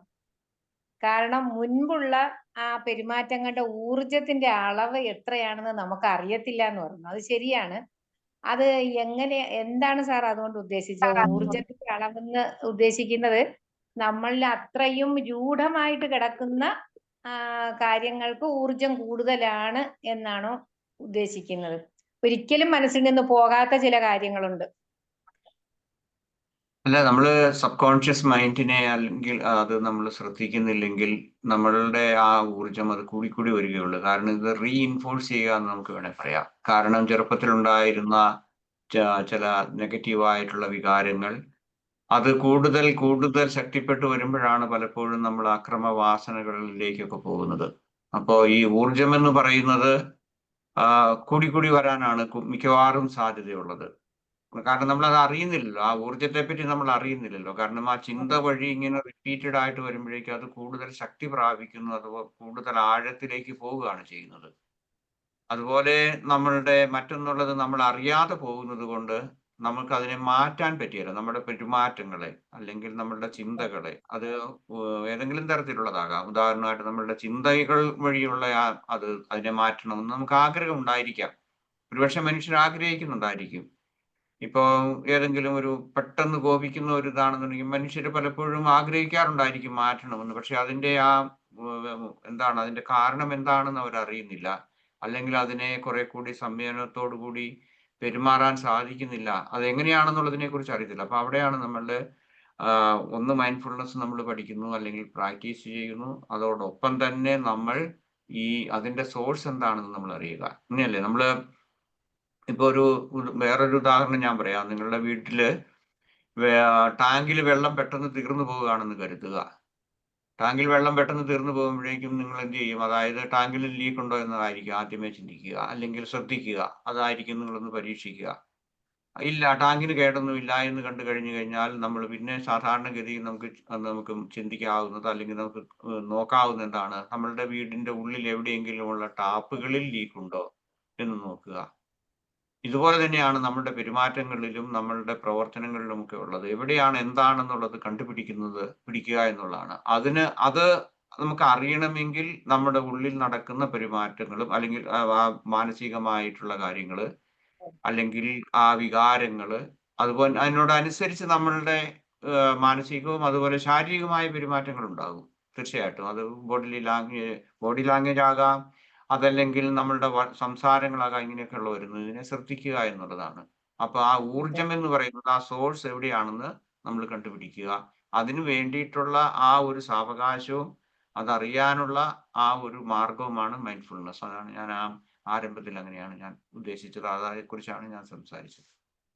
അപ്പോ അതിന് സാർ പറയുന്നത് മൈൻഡ്ഫുൾനെസ് മെഡിറ്റേഷൻ വഴി നമുക്കത് സാധ്യമാകും.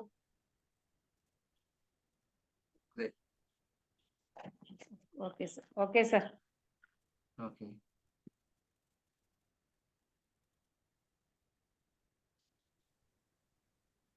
രാജ് സാർ.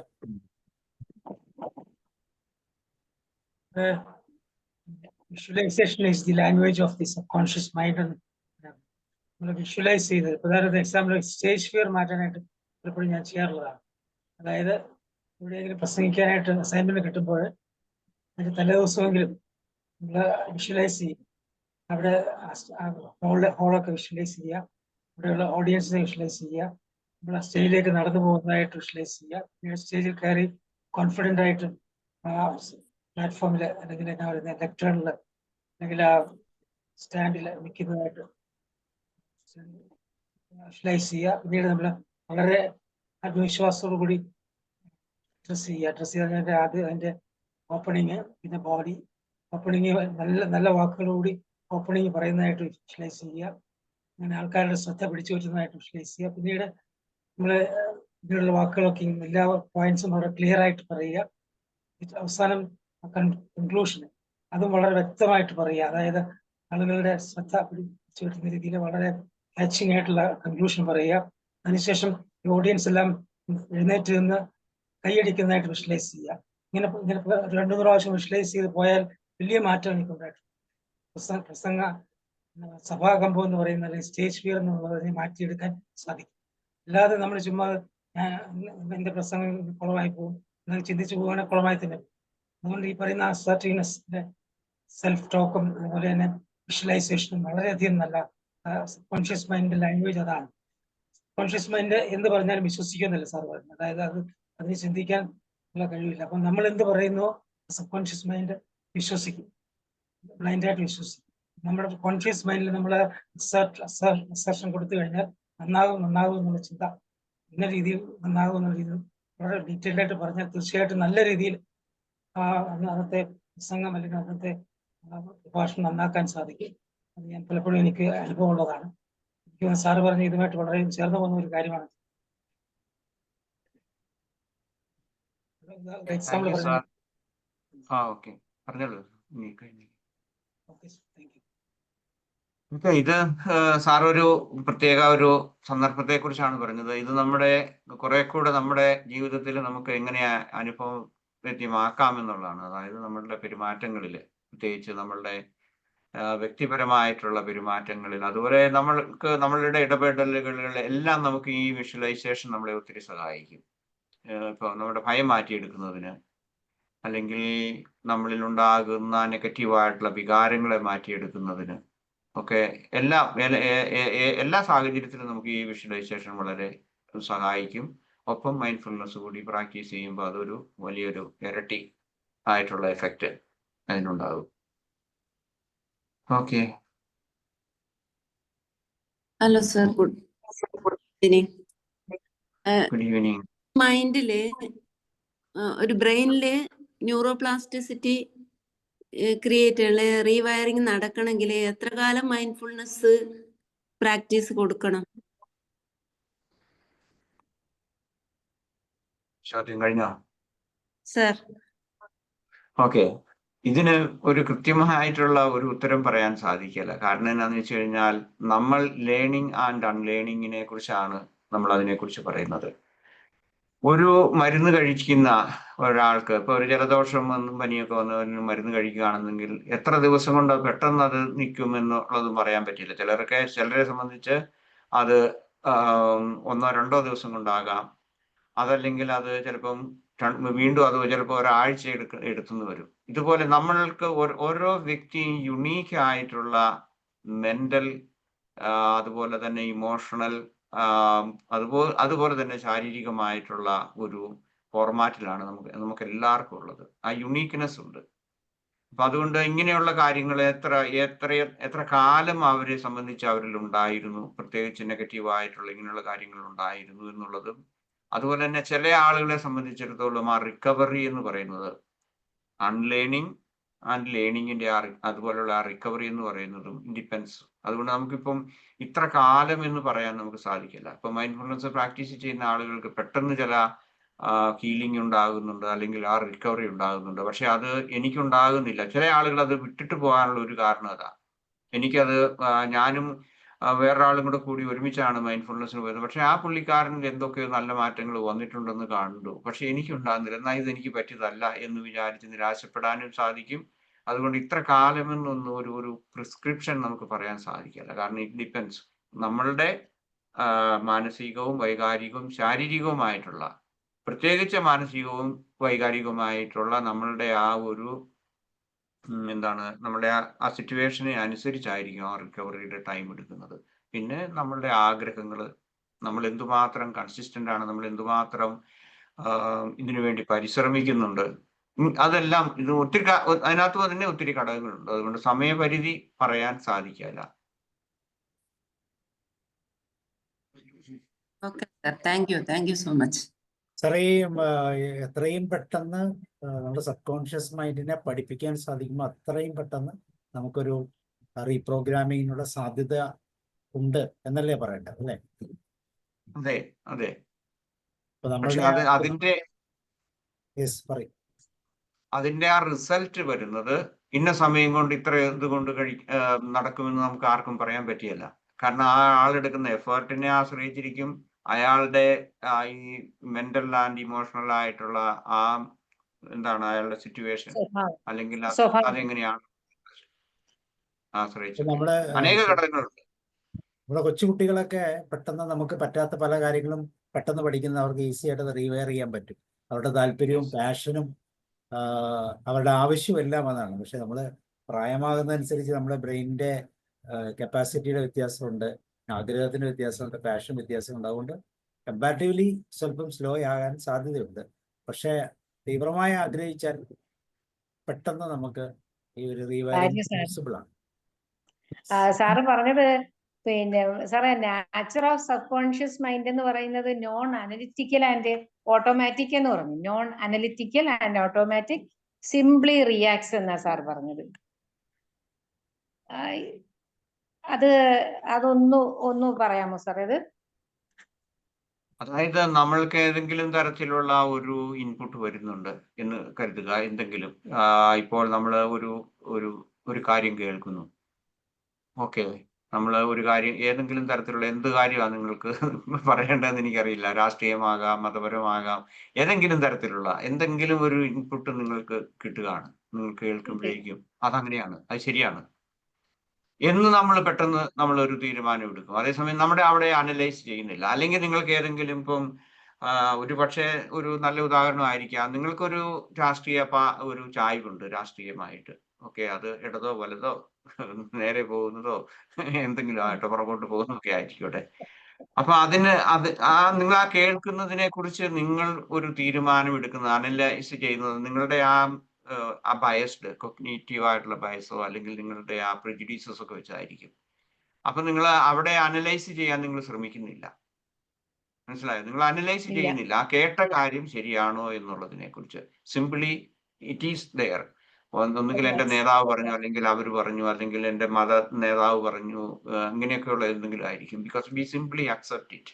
അനലൈസ് ചെയ്യുന്നില്ല. ഈ പറയുന്നതിനകത്ത് എന്തെങ്കിലും യാഥാർത്ഥ്യമുണ്ടോ എന്നുള്ളതിനെ കുറിച്ച് അനാലിസിസ് നടത്താതെയാണ് നമ്മൾ we simply accept it. Okay, because somebody said it. Because ഈ എന്താണ് ചിലർ പറയാറില്ല, എന്റെ സാർ അങ്ങനെ പറഞ്ഞു അതുകൊണ്ട് ഞാനത് വിശ്വസിക്കുന്നു, അല്ലെ എന്റെ ഫാദർ പറഞ്ഞു, അല്ലെ എന്റെ മദർ പറഞ്ഞു, അല്ലെങ്കിൽ എന്റെ ആരെങ്കിലും ഒക്കെ പറഞ്ഞു എന്ന് പറയുന്നു. സോ നമ്മൾ അനലൈസ് ചെയ്യുന്നില്ല പറഞ്ഞത് ശരിയാണോ. അങ്ങനെയാണ് നമ്മളുടെ വിശ്വാസം. ഞാൻ പറഞ്ഞ മതപരമായ വിശ്വാസത്തെ കുറിച്ചല്ല ഞാൻ പറയുന്നത്. നമ്മൾ കേൾക്കുന്ന അനുദിന ജീവിതത്തിൽ നമ്മൾ കേൾക്കുന്ന കാര്യങ്ങളെ കുറിച്ച് നമ്മൾ എടുക്കുന്ന തീരുമാനങ്ങളും അല്ലെങ്കിൽ നമ്മുടെ ജഡ്ജ്മെന്റും എല്ലാം ഇതുപോലെയാണ്. അതുകൊണ്ടാണ് നമ്മൾ ഒത്തിരി ബയസ്ഡ് ആയിട്ടുള്ള പെരുമാറ്റങ്ങൾ ലോകത്തെല്ലായിടത്തും ഉള്ളത്. ഇപ്പൊ ഉദാഹരണമായിട്ട് പറഞ്ഞു കഴിഞ്ഞാല് പാശ്ചാത്യ രാജ്യങ്ങളിൽ പറയും കറുത്ത വർഗക്കാർ എന്താണ് ഈ ഡ്രഗ്സ് ട്രാഫിക്കേഴ്സ് ആണെന്ന്. മനസ്സിലായോ? പക്ഷെ അതിനകത്ത് അതൊരു ബയസ്ഡ് ആയിട്ട് നമ്മുടെ ബ്രെയിനിൽ, നമ്മുടെ സബ് കോൺഷ്യസിലും അൺകോൺഷ്യസിലും ഒക്കെ കൊണ്ടു നടക്കുന്നതാണ്. അപ്പൊ അതുകൊണ്ട് എല്ലാവരും അങ്ങനെ ആകണമെന്നില്ല. ചിലർ ഉണ്ടാകാം. അല്ലെങ്കിൽ ഓരോ വിധത്തിലും ഓരോന്നും നമ്മൾ എടുക്കുന്നത്, നമ്മൾ കേൾക്കുന്നു, അതിനെ നമ്മൾ കൂടുതൽ ആ ഒരു പ്രവണത നമ്മളിൽ കൂടുതലാണ്. എന്താണ് അത് കാരണം എന്താ വെച്ചാൽ അത് വിശ്വസിക്കാൻ നമ്മളെ സബ് കോൺഷ്യസ് നമ്മളെ കൂടുതലായിട്ട് നമ്മളെ സഹായിക്കുന്നു, അല്ലെങ്കിൽ പ്രോംപ്റ്റ് ചെയ്യുന്നു. Yes, it is true. Because അതിനുള്ള കാരണങ്ങൾ നമ്മളിലുണ്ട്. ഇപ്പം ഒരു ഉദാഹരണം നമുക്കിങ്ങനെ പറയാം. നമ്മളെല്ലാവരും പൊതുവെ കേരളത്തിലുള്ള എല്ലാവരും ഡിന്നറിന് ഗ്രെയിൻസ് ആണ് കഴിക്കുന്നത്, അല്ലെ? ചോറ്, അങ്ങനെയുള്ള ചോറുമായി ബന്ധപ്പെട്ടുള്ള അധികവും വരും, ചപ്പാത്തി, ചോറ്. എന്നാൽ ഈ പുതിയ ലേറ്റസ്റ്റ് സ്റ്റഡി പറയുന്നത് വൈകുന്നേരത്തെ ഡിന്നർ എപ്പോഴും ഫൈബർ ബേസ്ഡ് അല്ലെങ്കിൽ വെജിറ്റബിൾ ബേസ്ഡ്, ഒരിക്കലും സീറോ ഗ്രെയിൻ ആവണം. നമ്മൾക്ക് അത് അത്ര എളുപ്പമല്ല. കാരണം നമ്മളുടെ സബ് കോൺഷ്യസ് മൈൻഡിലെ പ്രോഗ്രാം അതാണ്. അത് കഴിച്ചില്ലെങ്കിൽ നമുക്ക് ഉറക്കം വരത്തില്ല, അത് ഇറങ്ങത്തില്ല. അതെ. അപ്പൊ അതിൽ നിന്ന് ഒരു ചേഞ്ച് വരുത്തണമെങ്കിൽ എന്ത് ചെയ്യണം? നമ്മൾ തീർച്ചയായിട്ടും നമ്മൾ ഇതുവരെ ചെയ്തിരുന്ന ആ ശീലങ്ങളെല്ലാം മാറ്റി പുതിയൊരു ശീലത്തിലേക്ക് മാറും. ഇത് തന്നെയാണ് സബ് കോൺഷ്യസ് മൈൻഡിന്റെ റീവയറിംഗ് എന്ന് പറയുന്നത്. ഇപ്പൊ പുതിയ പഠനങ്ങൾ അനുസരിച്ച് നമ്മൾ ഡിന്നർ സീറോ ഗ്രെയിൻ അല്ലെങ്കിൽ തീർച്ചയായിട്ടും പ്രശ്നങ്ങൾ ഉണ്ടാവും. പ്രത്യേകിച്ച് above 50 ഒരു കാറ്റഗറിയിൽ. കാരണം നമുക്ക് ചോറൊക്കെ കഴിച്ചില്ലെങ്കിൽ ഒട്ടും സുഖമില്ല. അന്നത്തെ ദിവസം ഉറങ്ങാൻ പോലും പറ്റാത്ത രീതിയിലുള്ള ഒരു സബ് കോൺഷ്യസ് പ്രോഗ്രാമിംഗ് ആണ് നമുക്കുള്ളത്. കാരണം നമ്മുടെ കുട്ടിക്കാലം പോലെ അതാണ്. അപ്പൊ ഇത് എത്ര പെട്ടെന്ന് മാറ്റാൻ പറ്റും? നമ്മളിങ്ങനെ 90 days പ്രോഗ്രാം എന്നൊക്കെ പറഞ്ഞ് നമ്മൾ ചില പ്രോഗ്രാംസ് ഒക്കെ ഉണ്ട്. 90 days കൊണ്ട് നമ്മൾ കംപ്ലീറ്റ് ആയിട്ട് ഈ ഒരു ശീലത്തെ മാറ്റി പുതിയ ഒരാളായിട്ട് മാറും. സോ ഇത് തന്നെയാണ് നമ്മുടെ സബ് കോൺഷ്യസ് മൈൻഡിന്റെ റീപ്രോഗ്രാമിംഗിന്റെ എക്സാമ്പിൾ. ഇനി റോയ് സർ ഒന്നും പറഞ്ഞില്ലല്ലോ. ഏതായാലും ഈ സബ് കോൺഷ്യസ് മൈൻഡ് എന്താണെന്ന് സാർ നല്ല ക്ലിയർ ആക്കി മനസ്സിലാക്കി അതിന്റെ നേച്ചറും പറഞ്ഞ് മനസ്സിലാക്കി. അതിനുശേഷം മൈൻഡ്ഫുൾ മെഡിറ്റേഷനിലൂടെ എങ്ങനെ അതിനെ ഒന്ന് കൺട്രോൾ ചെയ്യാം അല്ലെങ്കിൽ നിയന്ത്രിക്കാം എന്നുള്ളത് വളരെ ഭംഗിയായി സാറ് എക്സാമ്പിൾ സഹിതം പറഞ്ഞു. എനിക്ക് ആ കമ്പ്യൂട്ടർ ബയോസിന്റെ കാര്യം പറഞ്ഞത് തന്നെ വളരെ ക്ലിയർ ആയ സാറിന്റെ ഇത്. ഓക്കെ, അപ്പൊ ഈ സബ് കോൺഷ്യസ് മൈൻഡ് എന്താണെന്ന് അറിയാം, നേച്ചർ അറിയാം, പക്ഷെ ഇതുമായിട്ടൊന്ന് കമ്പയർ ചെയ്യാൻ വേണ്ടിയിട്ടുള്ള പോയിന്റുകൾ അത് തിരിച്ചറിയാനുള്ളത് വളരെ ഭംഗിയായിട്ടത് ഉൾക്കൊള്ളാൻ പറ്റി എന്നുള്ളത് ഒരു കാര്യമാണ്. അതായത് നെഗറ്റീവായിട്ടുള്ള ചിന്തകളെ നമുക്ക് പോസിറ്റീവ് ആക്കി എടുക്കാൻ പറ്റും, ക്രിയേറ്റിവിറ്റി ഡെവലപ്പ് ചെയ്യും. ഇതെല്ലാം ഈ നമ്മുടെ മൈൻഡ്ഫുൾനെസ്സിലൂടെ സബ് കോൺഷ്യസ് മൈൻഡിനെ രൂപപ്പെടുത്താൻ പറ്റും എന്ന് പറയുന്ന ഒരു ഭാഗം വളരെ ക്ലിയർ ആയിട്ട് ഉൾക്കൊള്ളാനും പറ്റി. അത് തന്നെയല്ല, അത് പറ്റുന്നുള്ളതിനെ കുറിച്ച് സംശയമില്ലാത്ത രീതിയിൽ സാർ അത് കാണിച്ചു തരികയും ചെയ്യും. മൈൻഡ്ഫുൾ അവസാനം തന്ന മെഡിറ്റേഷനിൽ തന്നെ അത് നമുക്കത് പ്രാക്ടീസ് ചെയ്യാൻ പറ്റും. ഇതെല്ലാം സാർ മെഡിറ്റേഷനിലൂടെ നേരത്തെ പറഞ്ഞിട്ടുള്ളതാണെങ്കിലും അതിനെ സിസ്റ്റമാറ്റിക് ആയിട്ടുള്ള അനലൈസ് ചെയ്യുക ചെയ്തേ ഇന്നത്തെ ക്ലാസ്. എനിക്ക് പറയാനുള്ളത്. Thank you sir. Thank U sir. സാറിന് നിങ്ങൾക്ക് മനസ്സിലായല്ലോ. ഞാൻ സാറ്റിസ്ഫൈഡ് ആണ്, ഞാൻ സന്തോഷവാനാണ്. കാരണം എന്താ വെച്ചാൽ ഞാൻ പറഞ്ഞ കാര്യങ്ങൾ ക്ലിയർ ആയിട്ട് മനസ്സിലാക്കാൻ സാധിച്ചു എന്നുള്ളത്. ചിന്തകൾ തിരുത്തി എഴുതാമെന്ന് സാർ പറഞ്ഞ കാര്യമുണ്ടല്ലോ, വളരെ കറക്റ്റ്. നമുക്കതിനെ കുറിച്ച് പക്ഷെ നമ്മളങ്ങനെ അങ്ങ് വിട്ടുപോകാം, നമ്മൾ കിടക്കണം, അത് നമ്മളങ്ങ് പോവുക, അതിനെക്കുറിച്ച് നമ്മൾ മൈൻഡ് ചെയ്യുന്നില്ല. പക്ഷെ നമ്മളെ അത് കോൺസെൻട്രേറ്റ് ചെയ്ത് അതിനെ ഒന്ന് അനലൈസ് ചെയ്യുന്നതിനും അതുവഴി നമുക്ക് നേരെ തിരുത്തിയെടുക്കാനും പറ്റും. Okay, thank you sir. കുറച്ച് നമ്മൾ അത് പെട്ടെന്ന് റിയാക്ട് ചെയ്യുന്നതിന് മുമ്പ് ഒരു സ്പേസ് അവിടെ കൊടുക്കണമെന്ന് സാർ പറഞ്ഞു. അത് തന്നെ, അങ്ങനെയാണല്ലോ നമ്മൾ മറ്റേങ്ങനെ കിടക്കുമല്ലോ, സബ് കോൺഷ്യസ് മൈൻഡിൽ ഇങ്ങനെ കുമിഞ്ഞു കൂടി കിടക്കുക. ചെറുപ്പം മുതലേ വന്ന് കയറിയ സാധനങ്ങളുണ്ട്, ഒരു മാറ്റവും ഇല്ലാണ്ട് നമ്മൾ കൊണ്ടുനടക്കുക. പക്ഷേ അതിനെ ഒന്ന് തിരുത്തണം, അത് മാറ്റിയെടുക്കണം എന്ന് നമ്മളുടെ ഒരു ആഗ്രഹം ഉണ്ടാക്കുകയും തിരുത്താനും പറ്റുന്നു എന്ന് പറയുന്നത് വെച്ച് വരി നല്ലൊരു സാർ അങ്ങനെ ഒരു ബോധം നമുക്ക് തന്നു.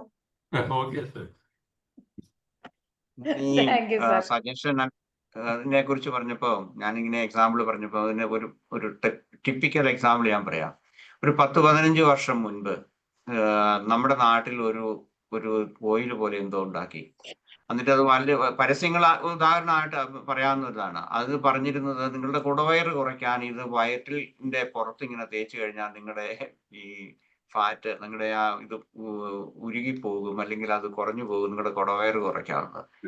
അത് ഒരുപക്ഷെ അവര് ലക്ഷങ്ങളോ കോടികളോ മിക്കവാറും അവർ സമ്പാദിച്ചു കാണും. ആരെങ്കിലും അതേക്കുറിച്ചൊന്നും ചിന്തിച്ചിട്ടുണ്ടോ? ഇതിങ്ങനെ ഇത് കഴിഞ്ഞു കഴിഞ്ഞാൽ വയറ് ചുരുങ്ങിപ്പോകും, ഇത് തേച്ച് കഴിഞ്ഞാൽ. നിങ്ങൾ കേട്ടിട്ടുള്ളതാണ്, ഞാനത് കേട്ടിട്ടുള്ളതും. അതുപോലെ അതിനുവേണ്ടി ആ ഓയിൽ മേടിച്ച് തേച്ചിട്ടുള്ള ആളുകളെ പോലും എനിക്കറിയാം. ഇപ്പൊ ഇതൊരിതാണ്, അനലിറ്റിക്കൽ മൈൻഡും അതേസമയം കേൾക്കുന്നതെല്ലാം വിശ്വസിക്കുന്നു. നമ്മുടെ അഡ്വർടൈസ്മെന്റ് ഒരു ബെസ്റ്റ് എക്സാമ്പിൾ ആണ്. ഇപ്പൊ ആ പ്രോഡക്റ്റ് നിന്നാണ് ഞാൻ കരുതുന്നത്. ഏതായാലും പരസ്യം ഞാൻ കേൾക്കുന്നില്ല. 95% സബ് കോൺഷ്യസ് മൈൻഡിന്റെതാണ് അല്ലേ സാറേ? അപ്പോ നമ്മൾ എടുക്കുന്ന തീരുമാനങ്ങളില് 95%. നമ്മൾ അതിനെ ഡിപ്പെൻഡ് ചെയ്താണ് പോയി ആ പ്രശ്നത്തിൽ. തീരുമാനങ്ങൾ എന്നതിനേക്കാൾ തീരുമാനങ്ങളെ ഇൻഫ്ലുവൻസ് ചെയ്യുന്നു എന്ന് നമുക്ക് പറയാം. 95% നമുക്ക് ഒരു 5% മാത്രമേ നമ്മുടെ കോൺഷ്യസ് ലെവലിൽ നമുക്ക് കിട്ടുന്നുള്ളൂ, നമ്മൾ ഉപയോഗിക്കുന്നുള്ളൂ. ബാക്കി 95% ഇതിന്റെ ഇൻഫ്ലുവൻസ് കൊണ്ടാണ് നമ്മൾ ജീവിച്ചു പോകുന്നത്, അല്ലെങ്കിൽ നമ്മുടെ എല്ലാ ഡെയിലി ആക്ടിവിറ്റീസും നമ്മൾ ചെയ്യുന്നത്. എന്ത് തീരുമാനം എടുക്കണമെന്ന് നമ്മൾ ആലോചിക്കുമ്പോൾ നമ്മൾ ആദ്യം പോകുന്നത് സബ് കോൺഷ്യസ് മൈൻഡിന്റെ പ്രോഗ്രാമിലേക്കായിരിക്കും. അവിടെ പല മണ്ടത്തരങ്ങളും നമ്മൾ കാട്ടിക്കൂട്ടി വെച്ചിട്ടുണ്ട്. ആദ്യം അതായിരിക്കും നമ്മൾ പ്രയോഗിക്കാൻ ശ്രമിക്കുന്നത്.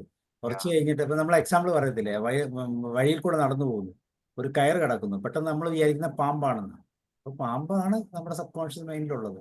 അത് കഴിഞ്ഞ് 2 ചാട്ടവും തുള്ളലും ഒച്ചപ്പാടും ബഹളവും ഒക്കെ വെച്ച് കഴിയുമ്പോഴാണ് മനസ്സിലായി ഇത് വെറും കയറാണ്. ശരി, അപ്പോഴാണ് നമ്മൾ അത് മിക്കവാറും എനിക്ക് നടക്കുന്നുണ്ട് സാറേ. ഞാൻ വെളിയിലോട്ട് ഇറങ്ങിയപ്പോ എന്റെ വാതിലിന്റെ അവിടെയായിട്ടൊരു പാമ്പിനെ ഒരു പ്രാവശ്യം കണ്ടു. അതിനുശേഷം എപ്പം ഡോറ് ഓപ്പൺ ചെയ്താൽ എനിക്ക് ആ പാമ്പിനെ അവിടെ കാണുന്ന പോലെ ഒരു ഭയം ഉള്ളിൽ കയറും. അതിനൊരു എളുപ്പമാർഗമുണ്ട്. ആ, ഒരു പാമ്പിനെ വളർത്തിയാൽ മതി. അതല്ല ഡോർ, എനിക്ക് തോന്നിയ സാറ് പറയാൻ പോകുന്ന ഡോർ തുറക്കാതിരിക്കുക എന്നായിരിക്കും. അങ്ങനെയല്ല, ആ ഭയം മാറണമെങ്കിൽ നമ്മൾ അതുമായിട്ട് അസോസിയേറ്റഡ് ആകും. അതെ അതെ അല്ല ഇപ്പൊ ഈ ക്ലാസ്സിലൊക്കെ കയറിയതിന് ശേഷം മനസ്സിനെ തിരുത്തും, ഇല്ല അവിടെ ഇല്ല എന്ന് ഉറപ്പുവരുത്താറുണ്ട്. അതായത് നമ്മൾ കോൺഷ്യസ് മൈൻഡിൽ ജീവിക്കുക. നമ്മുടെ കോവിഡ് കാലത്തൊക്കെ നമ്മളെ സഹായിച്ച അതാണ്, നമ്മൾ കൂടുതൽ കോൺഷ്യസ് മൈൻഡിൽ ജീവിക്കാനുള്ള ഒരു വലിയ സാഹചര്യം നമുക്ക് വന്നു. എല്ലാം നമ്മളിങ്ങനെ സബ് കോൺഷ്യസ് നിന്ന് വിട്ട് കോൺഷ്യസ് മൈൻഡ് ഉപയോഗിക്കാനുള്ള, അല്ലെ നമ്മുടെ കോൺഷ്യസ് മൈൻഡ് 5% ഒന്നും അല്ല, ഇപ്പൊ ഒരു 25-30% ആക്റ്റീവ് ആണെന്ന് സാറേ ശരിയാ. ഈ കോവിഡ് കാലം കഴിഞ്ഞതിന് ശേഷം എല്ലാവർക്കും കുറച്ചൊരു ധൈര്യം വന്നിട്ടുണ്ട് സാറേ. ധൈര്യവും വിവരമൊക്കെ വന്നു അല്ലേ? വന്നിട്ടുണ്ട്, വലിയ എന്നാലും ഭയമില്ല. കേരളത്തിൽ മണ്ടത്തരങ്ങൾ കാണിക്കുന്ന കാര്യത്തിൽ ഒരു കുറവുമില്ല എന്നുള്ളതാണ് സത്യം. അതെ അതെ, ജോർജ് സാർ വിവരമുള്ളവർ ഉണ്ടോ? ജിയോ ജോർജ് സാറിലെ ജിയോ. ഓക്കെ, വേറെ ആർക്കെങ്കിലും ഷെയർ ചെയ്യണ്ടോ? രാജ് സാർ എന്താ പറയാൻ? സാറേ, യാത്രാടത്തിന് ഞാൻ ഒരിക്കലും ഈ പറയുന്നതായിട്ടുള്ള ഗ്രെയിൻസ് കഴിക്കാറില്ല. സലാഡ് അല്ലെങ്കിൽ ഏതെങ്കിലും ഫ്രൂട്ട് സലാഡ് അല്ലെങ്കിൽ സാറിന് ഗ്രീൻ സലാഡ് ഇത്ര വർഷങ്ങളായിട്ട്. അപ്പൊ അത് ഞാൻ കണ്ടീഷൻ ചെയ്തു. രാവിലെ അതുപോലെയാണ് ഈ അരിഭക്ഷണം കഴിക്കാറുള്ളത്. അവിടെ നട്ട്സ്, മുട്ട അങ്ങനെയുള്ള കാര്യങ്ങൾ മാത്രമേ വേണ്ടി. ഒരുപക്ഷെ നിങ്ങൾ ചോദിക്കും അത് ഭയങ്കരമായിട്ട് വിരസത ഉണ്ടാകത്തില്ലേ, ആവർത്തന വിരസത ഉണ്ടാകും. എനിക്ക് ഉണ്ടാവുന്നില്ല. സാർ ഒരു ദിവസത്തെ ക്ലാസ് എടുക്കണം കേട്ടോ. ഒരു ദിവസം എങ്ങനെയാണ് സാർ കൊണ്ടുപോകുന്നതെന്ന് ഒരു ക്ലാസ് എടുക്കണം. സാറിന്റെ ഡെയിലി റൊട്ടീൻ ഒന്ന് നമുക്ക് പറഞ്ഞു തരണം.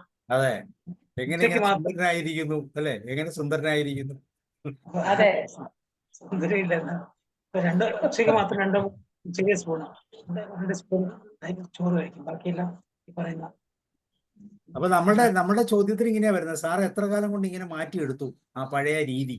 സബ് കോൺഷ്യസ് മൈൻഡ് എങ്ങനെ എത്ര കാലം കൊണ്ട് പ്രോഗ്രാം ചെയ്തു? എനിക്കൊരു ഒരാഴ്ച കൊണ്ട്. ഒരാഴ്ച കൊണ്ടോ? അത്ഭുതം. സാധാരണ ഇവിടെ സംഭവിക്കുന്നത് എന്താണെന്നറിയോ, നമ്മൾ അസുഖമായിട്ട് എന്തെങ്കിലും ഡോക്ടറെ അടുത്ത് ചെല്ലുമ്പോൾ ഡോക്ടർ പേടിപ്പിക്കും, തട്ടിപ്പോകുമെന്ന് പറയുമ്പോഴത്തേക്കും പിന്നെ എല്ലാം പെട്ടെന്നായിരിക്കും കാര്യങ്ങൾ. ആൾക്കാർ ഈ ഗ്രൗണ്ടിൽ കൂടെ കൈയൊക്കെ വീശി ഇങ്ങനെ നടക്കുന്നതാണ്. അപ്പോഴേ മനസ്സിലാക്കണം ഡോക്ടറെ അടുത്ത് പോയിട്ടുണ്ടെന്ന്. ശരിയാ സാറേ. സ്പീഡിൽ ഇങ്ങനെ കൈയൊക്കെ ആട്ടി ഇങ്ങനെ നടന്നു പോകുന്നവര് കാണും. അല്ലേ സാറേ, എന്നെ പിടിക്കാൻ കാലം വരണ്ടെന്നുള്ള രീതിയിലാ അത് നടക്കുന്നത്. ഓക്കെ, വേറെ ആർക്കെങ്കിലും ഷെയർ ചെയ്യണ്ടല്ലേ?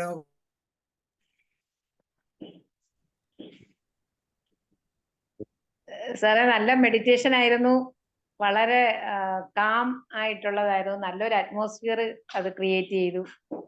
വളരെ സന്തോഷം. Thank you sir. Thank you. അപ്പൊ നമുക്ക് വൈൻഡപ്പ് ചെയ്യാം. Okay, thank you once again. നാളെ ഹോളിസ്റ്റിക് ഹെൽത്തിന്റെ ദിവസത്തിലേക്ക് പോകാം. Thank you sir. Thank you Antony sir. Thank you sir. Okay, have a nice evening and good night to you. Okay.